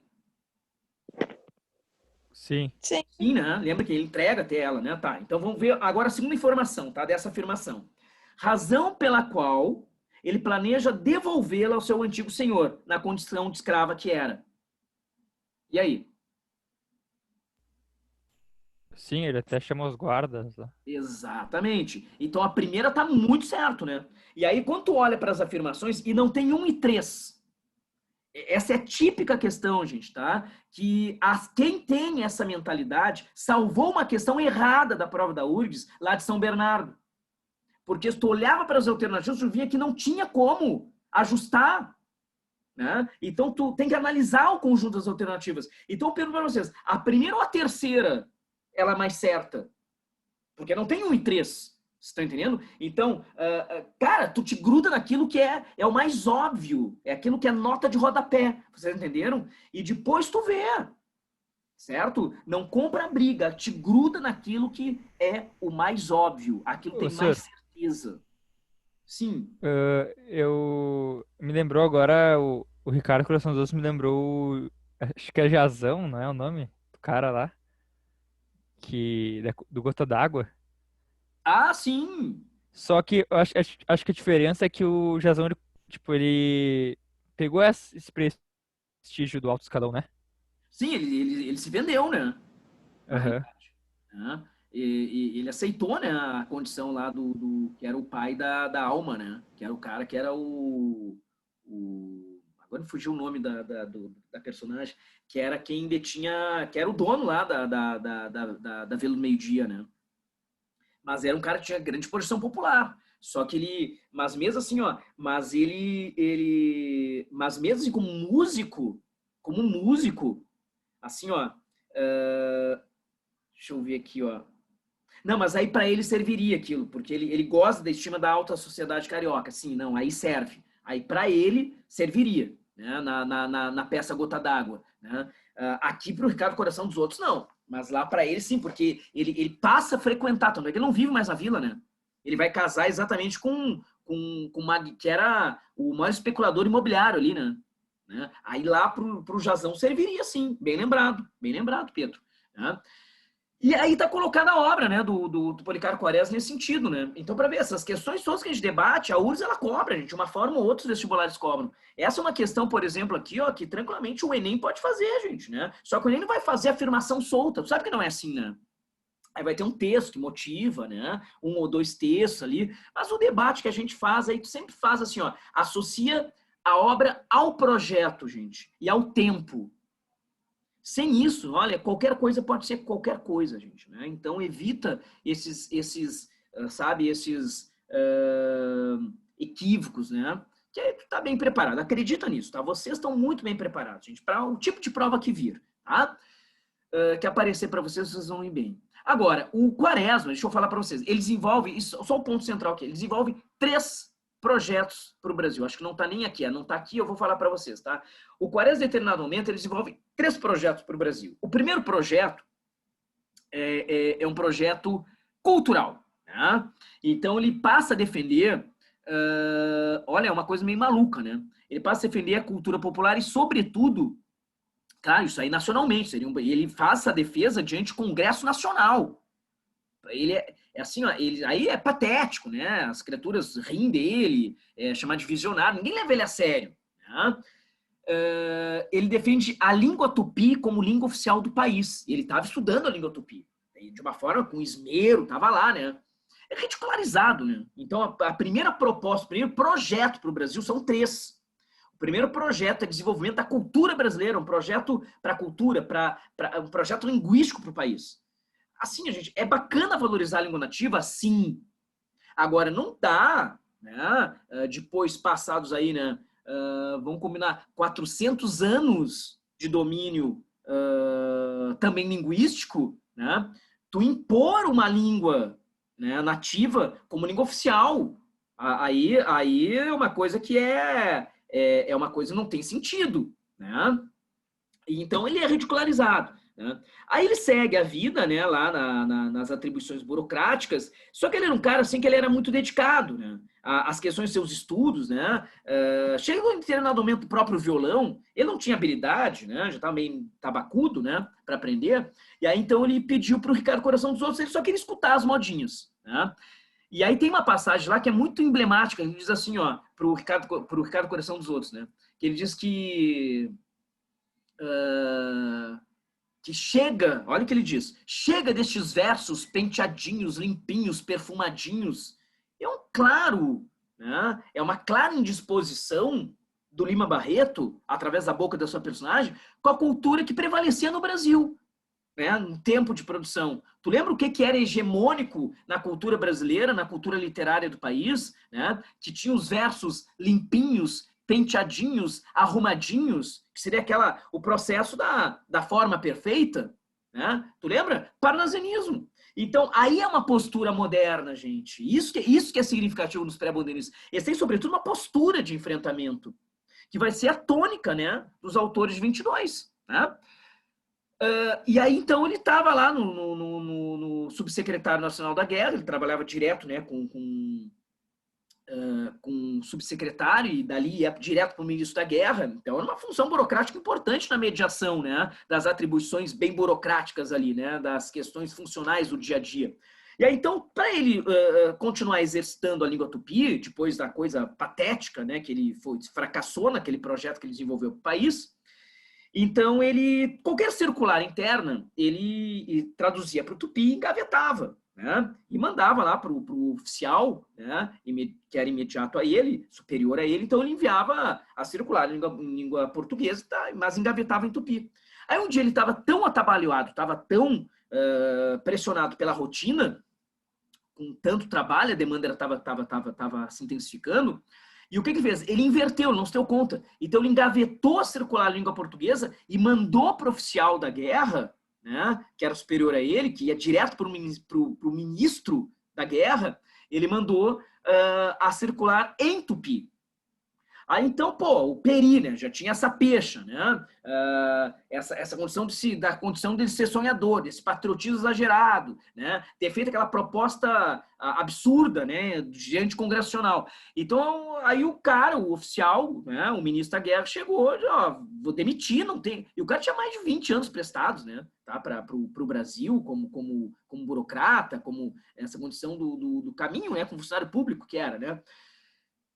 E aí entra mais um detalhe, a crítica, ela tá nas representações também, gente, tá? Não é só no texto, nas representações dos personagens. Tu lembra o Vicente Corleone é compadre dele, né? E o Vicente Corleone, tu já percebe essa condição que a República, lembra? A gente já discutiu isso até naquela tela, acho, semana passada, do Modesto Broco, lembra? Que virou um projeto de Estado a questão de estimular a imigração. Então está muito alinhada a imigração com esse momento republicano, esse momento da República, do Estado brasileiro, né? E o Corleone é um imigrante italiano, né? Que depois vai trazer, né, para o Brasil aqueles movimentos em São Paulo, movimentos de greve, né? Que aí vem um anarcossindicalismo, que aí é o outro momento para o Brasil, aí é o desgaste da República Velha, né? Mas ele, para ver, ele tem muito prestígio esse italiano. E ele, inclusive, ele recomenda, aí tu vê, isso é prestígio, né? Ele recomenda ao ministro da Guerra, já que ele era tão amigo do Quaresma, né, por todo o período, o tempo que ele prestou serviço para o Brasil, Quaresma, né, para ele não mantê-lo demissionário, né, para, sei lá, dar uma licença para ele, né, e só com isso, com a intervenção do Corleone, esse italiano, esse imigrante, que tem dinheiro, né, ele não é demitido. Então ele sai em licença. Agora, qual é a licença? Tipo, clínica não, né? Não tinha clínica, né? Clínica, digamos, spa, não tinha, né, gente, tá? Então, quem tinha qualquer tipo de problema, gente, né? Digamos, psíquico, problemas, portanto, com alguma dependência química, era sanatório, era hospício. O próprio Lima Barreto, é uma coisa muito trágica que aconteceu, assim, a obra Cemitério dos Vivos, que eu falei que é de 57, que é um texto memorialístico, né, do Lima Barreto. Tu tens ali aquele texto do autor, em que é o momento em que ele foi, por mais de uma vez, ele foi internado em clínicas, em sanatório, né? E ele não tinha nenhum problema psíquico, ele tinha um problema com alcoolismo, era dependente químico, mas não tinha clínicas para desintoxicação. Ia para o mesmo local, né? E na próprio local, inclusive, que o pai dele trabalhou por muitos anos. O pai dele eu não me lembro o nome desse sanatório, que o pai dele trabalhou, né? E também se internou lá com o mesmo problema de alcoolismo. E ele foi parar lá nesse sanatório, né? E aí muitos dizem que isso, né? Talvez você já tenha lido isso, deleta, tá? Se tu leu isso em algum livro didático. Que as obras do Lima Barreto são autobiográficas. Gente, olha, é forçar a barra, tá? Então, tem as obras de memórias dele, que não são ficcionais. Mas daí tu falar, por exemplo, que Triste de Policarpo Quaresma, uma obra autobiográfica. Por exemplo, que Morte e Vida de M.J. Gonzaga de Sá é uma obra autobiográfica, Clara dos Anjos é uma obra autobiográfica, não é. Tem as questões, Clara dos Anjos, ele debate o preconceito racial que ele foi vítima. Mas não é por isso que a obra é autobiográfica. Ele vai ressignificar numa obra, através da ficção, situações de vida que ele vivenciou, não direta, pode ser indiretamente, né? A questão da burocratização da imprensa, ele foi jornalista, não é porque ele tematiza isso, que a obra é autobiográfica. Então, a crítica brasileira, gente, tem uma má vontade com esse cara. Tá? Como sempre teve, gente, com Machado de Assis, gente, Machado de Assis, né? Lembra que eu comentei à época lá essa condição da repercussão, da fortuna crítica do Machado, ele como um olhar social sobre o Brasil, essa perspectiva crítica do Machado de Assis, só foi cair a ficha nos anos 60 do século XX. Então, algumas coisas são bem atrasadas, gente, né? Então, se a gente parar para pensar, esse mecanismo são pontos que a gente precisa entender, né, também na crítica brasileira. Mas então ele vai para o hospício, que é que sempre vai visitar ele, né? O Ricardo Coração dos Outros, né? A Olga, os amigos, né? O Corleone, mas sobretudo a Olga, o Ricardo Coração dos Outros, né? Então ele tem uma grande... desenvolve outro projeto lá, uma grande ideia, né? Que ele quer desenvolver o que agora? Aí vem o segundo momento da obra, gente, tá? E o segundo momento é o segundo projeto Quaresma, né? Esse nacionalista incorrigível, né? É desenvolver a agricultura brasileira. Porque ele leu desde Caminha, né? Lembra lá a carta de Pero Vaz de Caminha? Plantando essa terra tudo dá. Né? Não é bem assim, né, Quaresma? Mas ele sai, e aí uma passagem emblemática, que ele está saindo do sanatório, gente, e aí ele... e passam, né? Desculpa, é numa outra passagem, depois quando ele é no terceiro projeto, tá? Eu acabei me antecipando aqui, tá? Mas vai ter uma cena que é muito emblemática, é muito alegórica, né? Então ele resolve, aí para desespero da irmã dele, que é a Adelaide, que vive com ele lá no bairro de São Januário há mais de 20 anos, né? Como tá ali, tá? Então o cara tá ali, ó, 30 anos, né? 20, 30 anos, né? Então ele, olha o espaço ali, né? E aí então ele vai lá para a Praia de Saudades, ele vai para aquele hospício, e aí olha só, tá? Por isso que eu vim para cá, olha o espaço aí que tá no item C. Então ele resolve comprar um sítio. Só que não tem dinheiro, né, para manter a Casa São Januário e comprar um sítio. Então ele vende a Casa no bairro São Januário, né? Então a Adelaide, a irmã, fica, nossa, mas lamenta demais, né? Então, poxa, meu irmão, o que é isso? Aí fica 2 horas de trem do Rio, né, no município do Curuzu. Então ele se muda, né? Então aparece Brasil também interiorando também em Lima Barreto. Não é a concentração das ações, né? Mas é subúrbios do Rio. Mas também aparece a outra parte do Rio, também aparece a condição mais rural, né? E aí então, né? E ele tem problemas graves, né? Por exemplo, porque ele não sabe a diferença de uma pá para uma enxada, né? E ele acredita na terra, no solo, ele não quer, por exemplo, fertilizar, ele não quer colocar nada que seja artificial no solo. E tem, olha, é muito complicada a vida do Quaresma lá no sítio do Sossego, né? E ele mantém a relação com os militares, né? São carreiristas, gente, tá? São líderes de gabinete, nunca foram para uma guerra, né? Tem umas criaturas patéticas, tem um cara ali, ó, se vocês observarem, o general Albernaz, dá uma olhadinha ali, gente, tá? Ele tem 5 filhas. Qual é o sonho dele? Tá? Ele nunca participou de uma única batalha. E é general. É aquilo que a gente vê hoje aí, né? Generais brasileiros cheios de medalhas. Nunca foram uma batalha. Tu olha pro Mourão, né? Que tem uma cicatriz, parece uma... É o Zé Navalhada, né? Tu olha pro cara, né? Tá no morro, é o Zé Navalhada. Né? Aí tu fica pensando assim, pá, mas olha, esse cara deve ter... Imagina o combate que esse cara deve ter sido fazendo a barba. Tá entendendo? Então, é uma chinelagem, né? O exército brasileiro, gente, tá? Então, e aqui já fica bem claro isso, né? E aí tem outros lá, gente, tá? Por exemplo, tem um cara que é o Almirante Caldas, né? Que é uma criatura, é patético, gente, né? Porque o cara, ele tem um sonho, imagina o sonho dele, já é almirante, é um almirante, né? É comandar uma esquadra. Só que nunca deram a ele um navio para comandar. Né? Então é uma coisa assim, olha, que é uma coisa absurda, esses militares. E é com essas criaturas que ele desenvolveu esse nacionalismo. Né? Então é uma coisa assim, ó, muito, sabe, é mal encaminhada a vida do Quaresma, né? Por esse Brasil, né? Que caminhou, foi muito mal encaminhado. Né?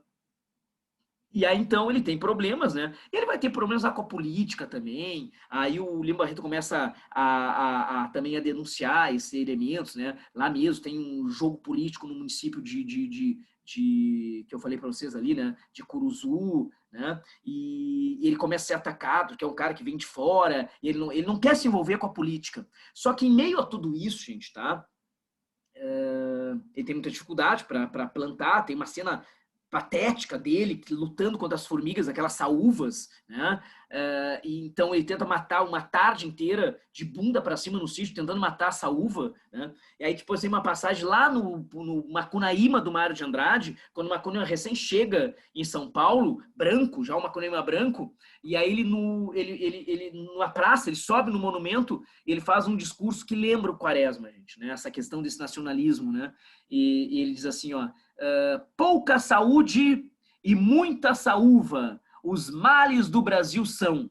Nítido diálogo com o Quaresma, gente, que ele percebeu que o Brasil tem muitas saúvas, né? Então, pouca saúde e muita saúva. Isso vem lá não é frase que está lá no Policarpo Quaresma, mas tu lê a obra, tu decodifica ela de uma forma crítica, entendendo o Brasil que está sendo documentado ali no texto, tu vai entender uma Macunaíma, no diálogo, né, da situação quase anti-heróis, vamos pensar dessa maneira, né, o Policarpo Quaresma, né, que é essa figura emblemática, que não é um anti-herói, mas a gente vai chegar a alguma coisa próxima a isso também, não está errado se configurar como um anti-herói também, a gente vai entender isso.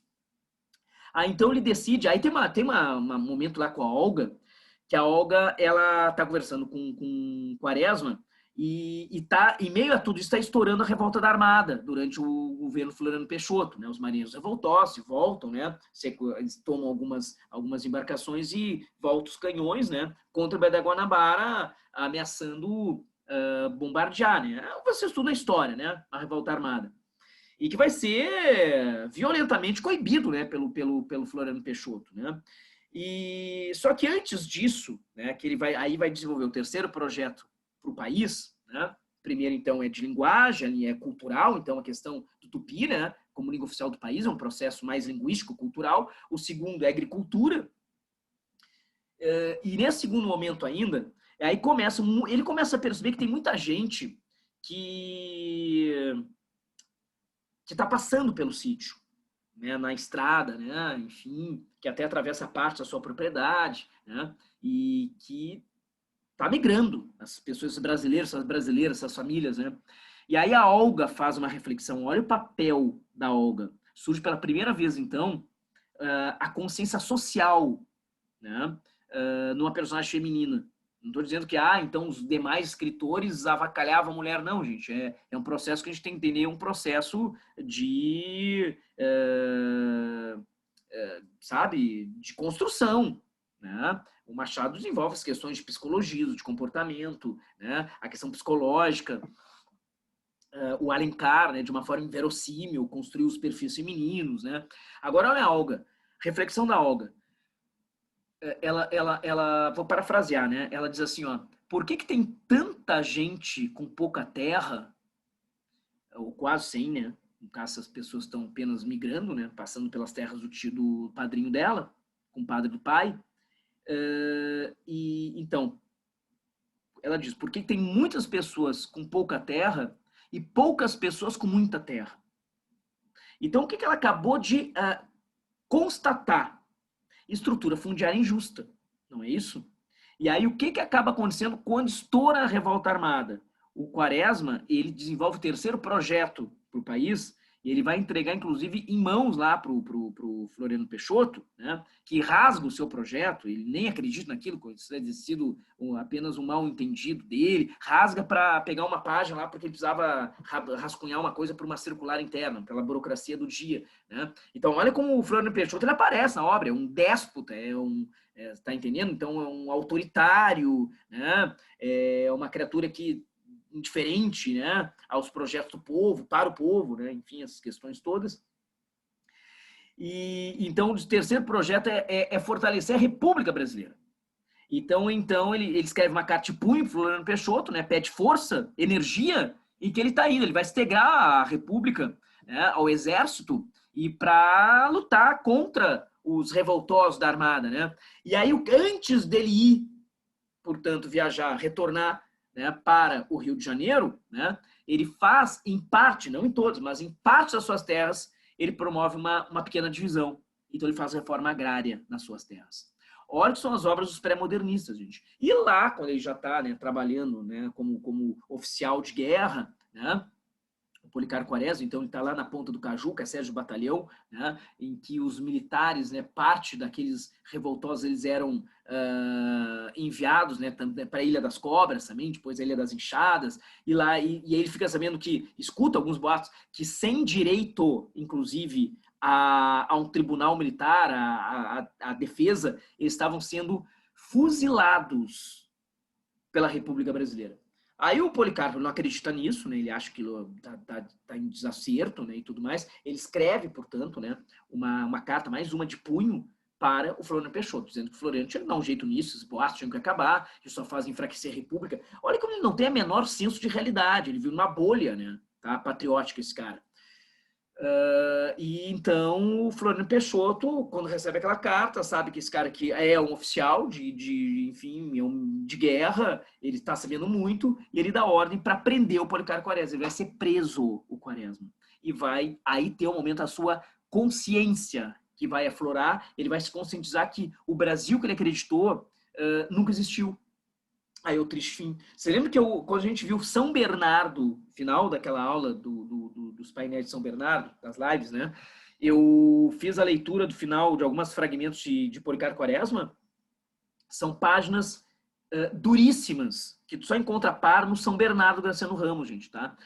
Em que as personagens tomam consciência que assim, ó, fraquejaram, fracassaram, tiveram projetos de vida e eles foram responsáveis direto por esvaziarem exatamente essa prospecção idealística de existência e de Brasil como eles pensavam, né? Então, é um outro ponto de contato. Agora, um detalhe interessante, né? Essa personagem do Quaresma é uma personagem quixotesca. Aparece assim na URGS, tá, gente? Tá nos vestibulares, tá? Porque o Quixote... Lembra que a gente já discutiu, né? A questão de uma personagem quixotesca é lutar por causas impossíveis. Ele lutou por um Brasil que nunca existiu. É daí o visionário, que insiste tanto nessa imagem, né? Então, seguiu nos sonhos, mas... E tanto é que ninguém levava ele a sério, assim, o Don Quixote, né? E aí, mais ainda quixotesco, por quê? Ele tem consciência da sua própria derrocada. É muito significativo isso, gente, tá? Então, cuidem esse grande autor e essa obra. Me detive mais pelos fatores aí, né, gente? Tá? Pelo ano, por tudo aí que essa obra ela pode aparecer nos mais diversos vestibulares, tá?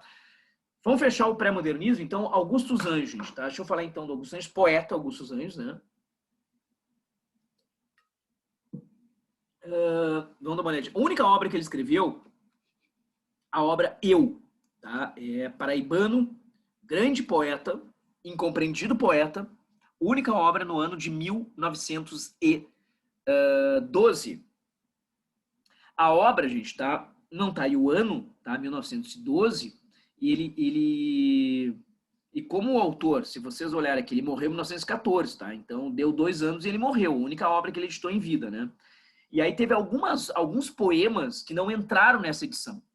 Tá? Então, pós a morte do autor, esses poemas foram selecionados, né? Não tinham entrado na primeira edição do livro Eu, acrescentados à obra. Aí olha o título ali, ó, Eu e Outros Poemas, ou Eu e Outras Poesias, né? Então, é a edição definitiva, né, da obra. Agora, o Augusto dos Anjos, tá, é um autor que talvez seja ele o que melhor construa aquele conceito do sincretismo que a gente estudou na última semana. Lembra lá? O sincretismo é essa condição da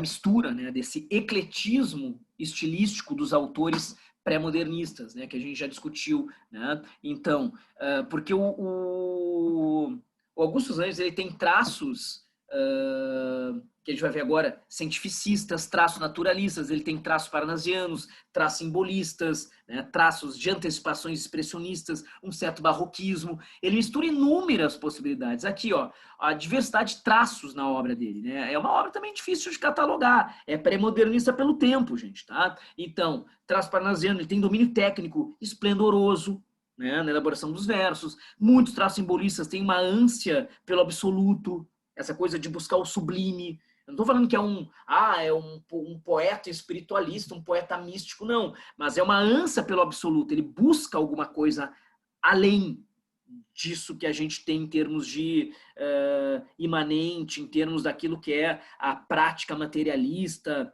Ele provoca, tanto é que ele trabalha muito com a decomposição da pele, não da pele, né? A decomposição da anatomia física do ser humano, né? O apodrecimento muscular. Então, se ele fala tanto disso, gente, tá? Não é pela questão da imanência e do apodrecimento. Então, a busca por alguma coisa que é o absoluto. Então, há um traço. E é uma coisa, ele não é simbolista, gente. Olha, já vi em livros didáticos apontamentos que colocam um quadro Augusto dos Anjos como poeta simbolista. Ele não é. Até porque, lembra, os simbolistas negam todas as possibilidades concretas, né? O que afasta radicalmente uma possibilidade de rebeldia, de revolta, e sim resignação. Lembra que nós estudamos isso, principalmente Cruz de Souza, né? E há uma revolta muito forte em Augusto dos Anjos. Isso é uma dos principais pontos de sustentação da sua obra, né? Então, mas ele tem uma certa ânsia pelo sublime, uma condição mais buscando um transcendental, por vezes, né? O traço naturalista pela linguagem, né? Uma linguagem cientificista, né? Que ele coloca muitos elementos, né? De digamos assim, um complexo semântico, né? Através de termos da biologia, termos, vamos colocar assim, ó, biofisiológicos, vamos colocar de estar de bom tamanho, né? E aquilo que a gente estudou, né? De certa maneira, já até viu em outros momentos, eu me lembro que eu falei vocês de São Bernardo, essa condição do expressionismo, que vai ser um movimento de vanguarda na Alemanha, que vai surgir só mais à frente no século XX, mas é uma coisa que até em Hamlet aparece, qualquer obra, né, gente? Quando vem essa condição de revelar a dor de existir, o desespero, essa coisa mais, sabe, grotesca, que desfaz o princípio de beleza, né? Quer ver uma coisa escatológica, né? Lá em Hamlet, duas situações, né? O momento que ele acaba, o Hamlet, o príncipe, né? Ele acaba assassinando lá o Polônio, atrás das cortinas, no quarto da Gertrudes, né? Da rainha, mãe do Hamlet, né? Aquela é uma cena escatológica, né? É uma cena grotesca. E o final da peça, né, gente? O que é aquilo, né? Aquilo lá vira lá uma carnificina, né? Todo mundo envenenado, né? Todo mundo morrendo, né? Na espada envenenada ou bebendo direto da taça da pérola envenenada, né? Então também é escatológico. E a condição dele, né, ao longo de aquele desespero, ele sombrio, retorcido de dor, adiando a vingança, né? Tem muitos traços expressionistas em Hamlet, até a condição sombria dele, né? Então sempre existiu, né? E o Augusto dos Anjos, ele trabalha com muito isso, né? A questão traços modernos, como a gente viu também no Lima Barreto, é a postura. Ele quebra com os conceitos de beleza, ele traz elementos de humor, a questão do cotidiano. E pensem, o Álvares de Azevedo, lembra lá que a época que a gente estudou lá o Mal do Século, o Lira dos 20 anos, também já tinha feito isso, né? Aí tem aqui, aí as características mais voltadas para ele. Assim, ó, apareceu poesia cientificista, Augusto dos Anjos. Então, vamos fazer uma questão sobre pré-modernismo, gente, aquele momento de prova, né? Então, antes da Semana de Arte Moderna e final ali da poesia do final do século XIX, tu sabe que é pré-modernismo. Se aparecer, por exemplo, Subúrbios do Rio de Janeiro, representação popular é Lima Barreto, né? Oeste paulistano, cafeicultores paulistanos, decadência, Monteiro Lobato, né? Sul da Bahia, em campanha jornalística, os sertões de Euclides da Cunha, lembra, que a gente até viu hoje, nem aparece mais, imigração alemã no interior do Espírito Santo. Isso é Canaã do Graça Aranha, né? Então são as massas. Apareceu poesia cientificista, Augusto dos Anjos, gente. E a retórica se torna delirante, né? Porque ele tem uma linguagem que é muito criativa, mas beirou o absurdo, né? Daqui a pouco, tá lendo o poema, ele chega a falar, né? Deixa eu me lembrar de uma expressão, né? Mas tem expressões, a gente vai ler alguns poemas ali agora, mas ele traz expressões assim que, sabe, não são utilizadas, que criam um imaginário alucinante, delirante mesmo, né? E há uma coisa que ele fala muito, né? Que também pode ser uma influência lá do romantismo, o eu, na realidade, ele fala sobre a condição humana. A obra sempre contém o eu na poesia do Augusto dos Anjos, o próprio nome, né, gente? Mas ele projeta uma coletividade, a condição humana. Então acaba sendo um grande existencialismo. Ele debate e aprofunda a condição humana. Ele consagra um deus verme. Daí a podridão, a putrefação, cadáveres fétidos, né? Cães, morcegos, vermes, tudo aquilo que não frequenta o lirismo tradicional. Ele quebra o conceito do belo artístico, gente, né? Então, nisso é muito moderno Augusto dos Anjos. E aí caiu uma má vontade, né? Sobre o autor, dizem que é uma poesia de má vontade, é uma poesia de, digamos, distorcida, é uma poesia de mau gosto, né? Então, os pré-modernistas sempre sofrem, né? Essa condição de ter um olhar, né? Crítico que não é inclusivo, pelo menos que não suaviza nada, vê só o lado negativo, sabe? Assim foi, como eu falei, o Lima Barreto, a linguagem desleixada, o Euclides da Cunha, uma obra que hoje não teria mais sentido, também foi atacado lá de até eugenista, né? De racista também, Euclides da Cunha, foi chamado, gente, né? O Lobato tá aí, ou não é, mas tá lá, né? A obra, né, com a sua contribuição, e assim vai indo, né, gente? Agora aqui, ó, vamos dar uma olhadinha. Não tem como, gente. Tem uma forte assinatura a poesia do Augusto dos Anjos, né? Não tem alguém que trabalhe nessa linha, né? Quer ver aqui, ó? Eu coloquei alguns poemas aqui, eu quero ler pelo menos uns 2 aqui com vocês, tá?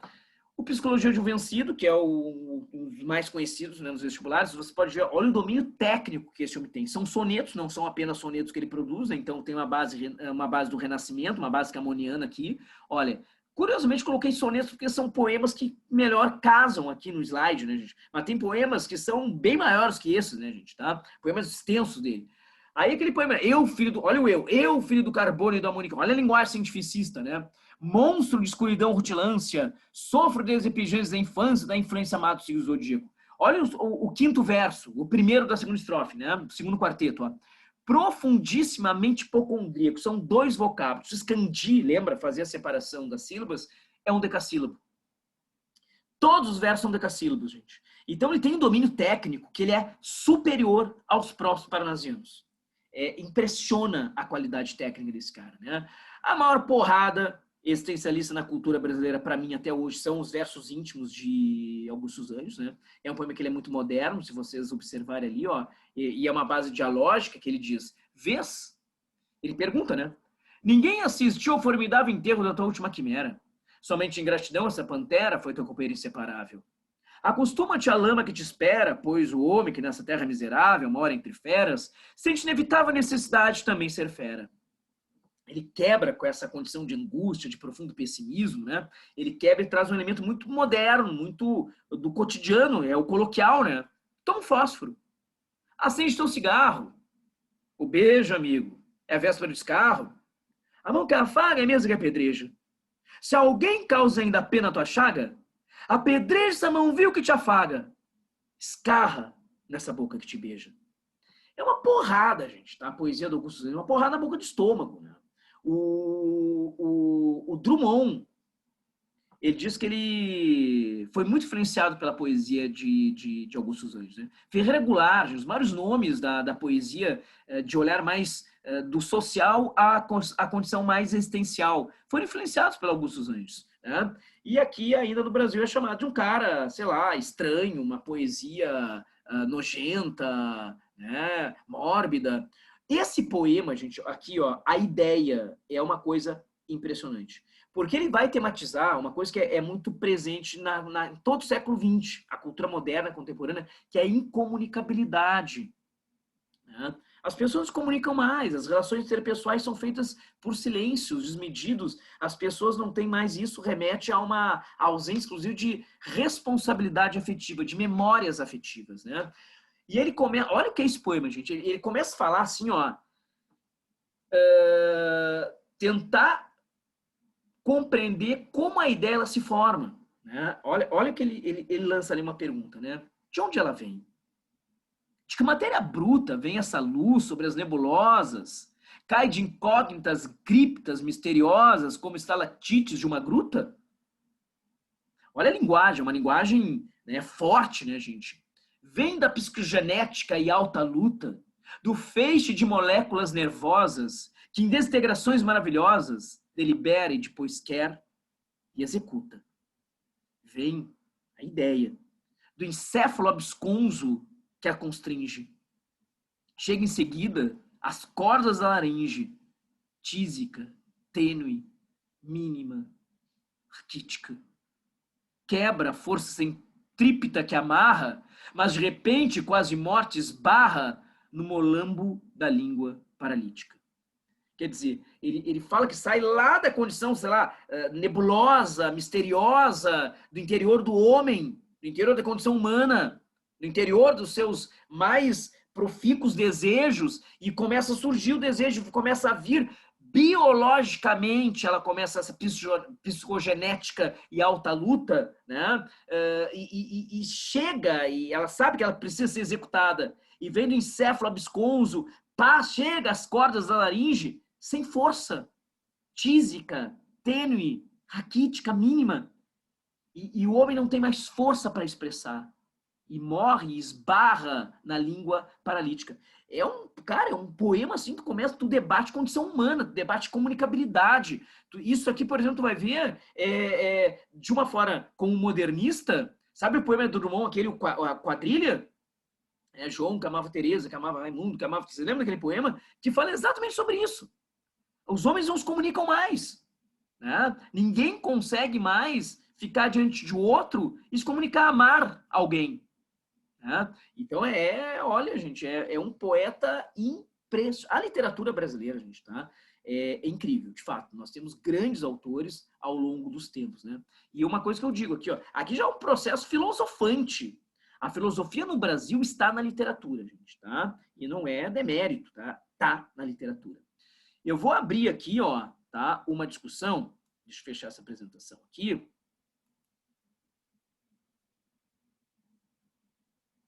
Deixa eu ver aqui, ó, tá? Mas eu vou pensar um pouquinho como é que eu vou fazer depois, tá? Deixa eu ver aqui, peraí. Só abrir a aula.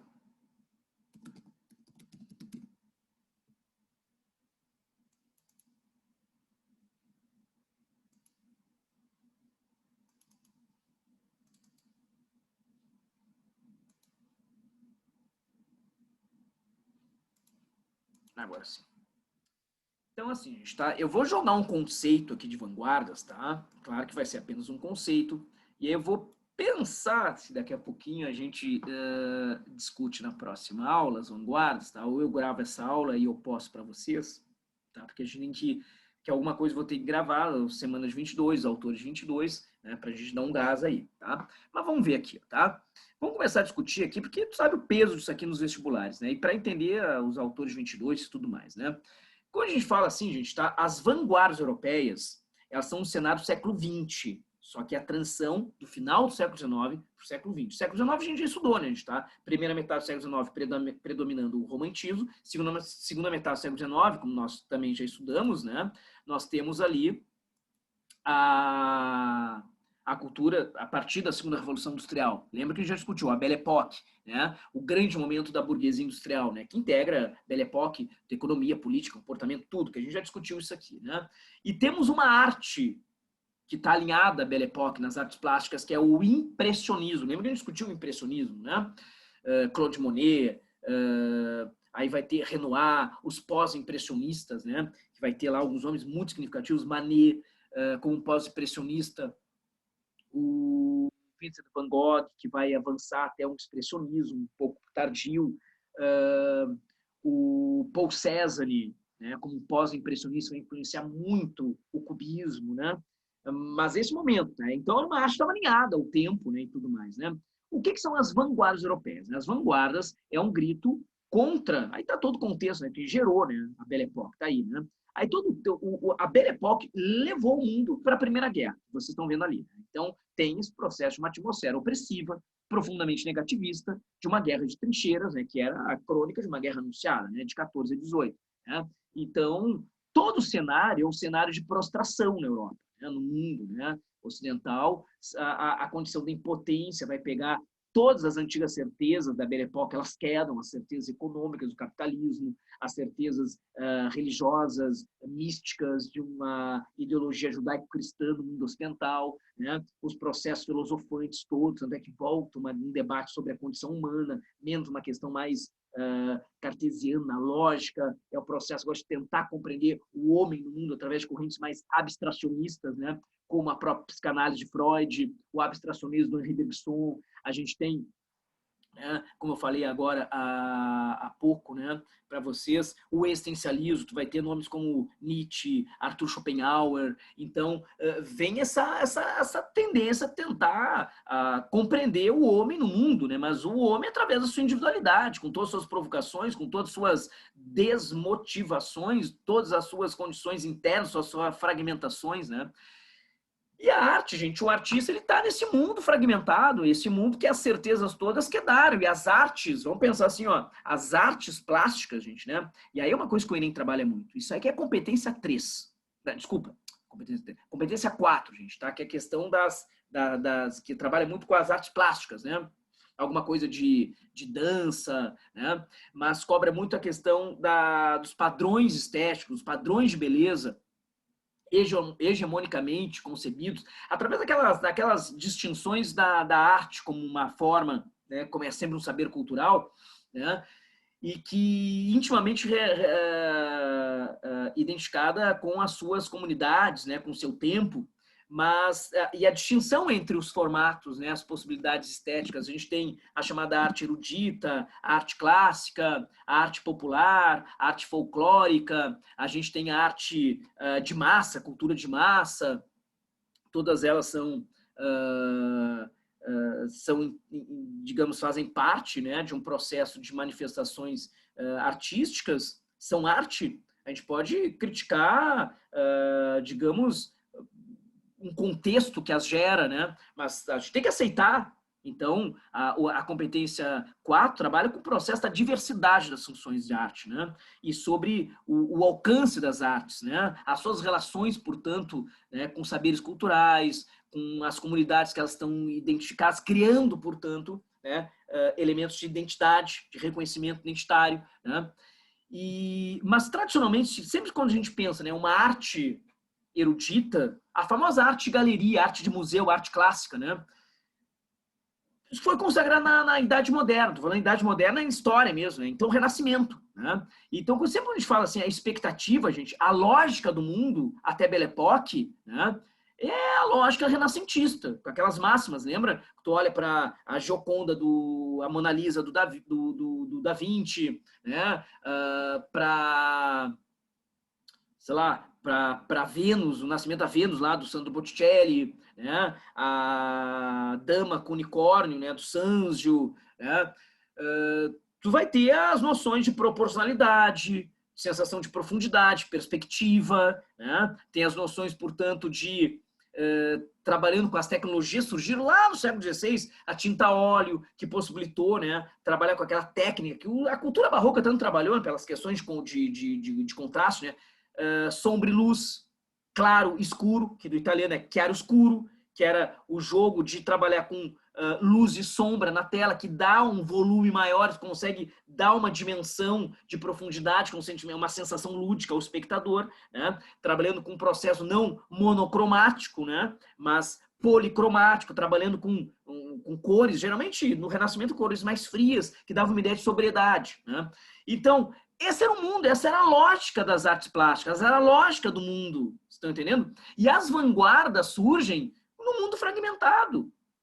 Se todas as outras, inclusive ali, ó, em meio, não era nem em meio, no final da Primeira Guerra, surge pela primeira vez, né, uma alternativa à estruturação econômica de um Estado, né, desde a Renascença, desde o século XV e XVI, né, final da Idade Média e início da Idade Moderna, por uma corrente da ciência da segunda Revolução Industrial, o pensamento de Karl Marx, né, o socialismo científico. Então, há uma interpretação, essa interpretação é leninista, sobre o pensamento de Karl Marx, né? E aí, Leon Trotsky conduz o exército russo e depõe o czarismo, né? E vem a Revolução Bolchevique em 17. Então, se há um ponto, há um lado, né, tu tens a opressão, tu tem essa condição do desgaste, da fragmentação, da guerra, da destruição, né, da prostração, portanto, né? Do outro, tu tem uma nova lógica, tem uma esperança, tem uma necessidade por construir uma nova lógica, construir uma nova ordem mundial. Então, as vanguardas europeias, elas se alimentam desse cenário, gente, que é a destituição da Belle Époque, né? Então, e destituição de Belle Époque pega as mentalidades que prevaleciam, capitalismo, valores, individualismo burguês, pragmática burguesa, né? O pensamento dogmático judaico-cristão do mundo ocidental, né? As correntes materialistas, né? Todos esses procedimentos, inclusive os procedimentos estilísticos, as artes plásticas do Renascimento, que era a tradição, que era a arte clássica, que era a arte erudita, né? Então as vanguardas surgem num cenário de guerra. Tanto é que o próprio nome vanguarda vem de avant-garde, que vem da infantaria francesa, que quem está à frente no campo de batalha, fazendo primeiro o reconhecimento do campo e indo, avançando e enfrentando o adversário. Então, tu combate. Então, a postura combativa, o tom de manifesto, né? E a base de contestar o passado, as tradições, tem que colocar abaixo, é guerra, né? Então, o espírito destruidor. E para destruir, então eles vão olhar o quê? Nas artes plásticas? Para a cultura renascentista. Destruir o quê? Perspectiva. Aí a questão também simbólica, e mais que isso, né? Temática. Qual a perspectiva que tem na guerra, caceta? Ah, e tu estás entre a primeira, e aí quando tá indo as vanguardas, avançando, tu vai ter, né, uma terrível crise econômica, vai ser a quebra da Bolsa de Nova York, a crise de 29. Né? Aí tu vai ter ainda a ascensão para a reconstrução dos estados mais destruídos da Primeira Guerra, a ascensão do nazifascismo. Né? Então, é com isso que esses caras vão estar, é o tempo das vanguardas europeias. Né? Então, tu vai ter que buscar uma assinatura, algo novo. E para ser algo novo, eu não posso me utilizar daquilo que já existia. Eu vou ter que promover um experimentalismo, e quanto mais radical, mais autêntico eu vou ser, para entender e atingir uma nova expressão. A autenticidade precisa ser ousada, precisa ser radical, e claro que isso não é aceito, porque há um padrão numa sociedade, há um padrão no público, há um padrão na crítica, há um padrão superestrutural que é hegemônico. Né? Então, isso é a tal da habilidade 13 da competência 3, da competência 4, tudo isso é competência 4, gente, né? Que é lá no Enem, que é o padrão de beleza e os preconceitos. A arte nova não é aceita. Né? E aí as vanguardas entram muito nessa cobrança no Enem. Né? Então, mas tu traduz tudo isso aqui, gente, todos esses itens aqui do A ao F pelo item G. Toda vanguarda, pode ser da contracultura nos anos 50, do século XX, dos anos 60, né? Hoje uma vanguarda, né? Ela tem que ter um caráter iconoclasta.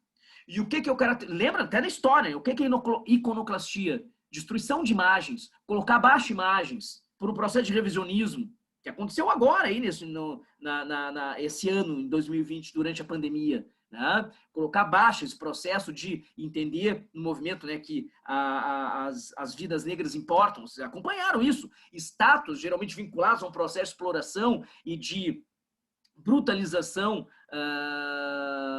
a impor, né, o silêncio às comunidades africanas, né, foram derrubadas, gente. Né? Isso é iconoclastia. O caráter iconoclasta é destruição dos monumentos. Levado para as artes, é destruição iconoclasta, é destruição icônica dos valores tradicionais. Então, vanguardas europeias e qualquer elemento de vanguarda, gente, o avant-garde, o avant-gardismo, tem esse caráter beligerante, esse caráter de enfrentamento combativo, de destruição. Como é que a primeira geração do modernismo brasileiro, lembram? Fase da destruição, fase da iconoclastia, ok?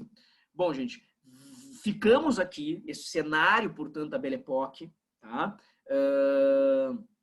A gente vai ver na sequência, provavelmente eu vou gravar, eu vou postar depois de você essa aula, e também alguma coisa semana de arte moderna, para a gente dar esse salto. Depois eu só vou postar e vocês assistam, tá? Lembrando, depois amanhã, para ficar mais próximo, eu vou colocar ali também no grupo do WhatsApp, para que vocês não percam, a nossa aula de leituras obrigatórias. A gente está na semana, como cai dia 25, será na segunda-feira, dia 21. Mas eu vou colocar de novo lá, eu falei semana passada, estou falando hoje aqui de novo. Ontem, na aula das leituras, eu falei, tá? Eu vou postar essas aulas, vou subir lá para o Chapeleiro essas aulas, tá?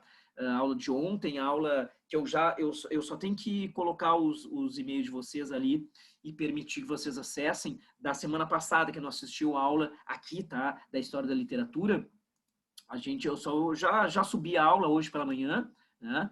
O YouTube estava com alguns probleminhas aí técnicos, ainda continua com alguns probleminhas, mas tá tranquilo, com um pouquinho mais de tempo a gente consegue fazer, tá? Tudo bem, gente? Ficou alguma dúvida da aula de hoje? Não, senhor. Tá tranquilo, então? Meninos, Tudo meninas, certo. beleza? Então, no mais, a gente Tranquilo. tá tranquilo? Fran? Tranquilo. Tá. Então, assim, ó, as Nicoles, né? Então, beijos em todos vocês, beijos corações, descansem, boas leituras, bons estudos, né? E nesse momento aí é importante dar uma descansada, né, gente? Tá? Relaxe nessa semana aí de festas, não tem, né, gente? Tá? Mas momento de reflexão, né? De refletir, fiquem com as pessoas que vocês estão conseguindo conviver, né? Com a família de vocês, né? As pessoas próximas. E evitem, né? Tá? Sei lá, fazer um ajuntamento aí na família, né? Vão dividir lá um panetone. Não é ano, né, gente? Tá? Não é ano que vem. Então, 2021 vai permitir que a gente tenha acesso ao abraço de novo, tá? Beijo nos corações de todos e de todas. Até a próxima. Tchau, gente. Valeu. Gilmar, abraço. Valeu. Tchau, tchau.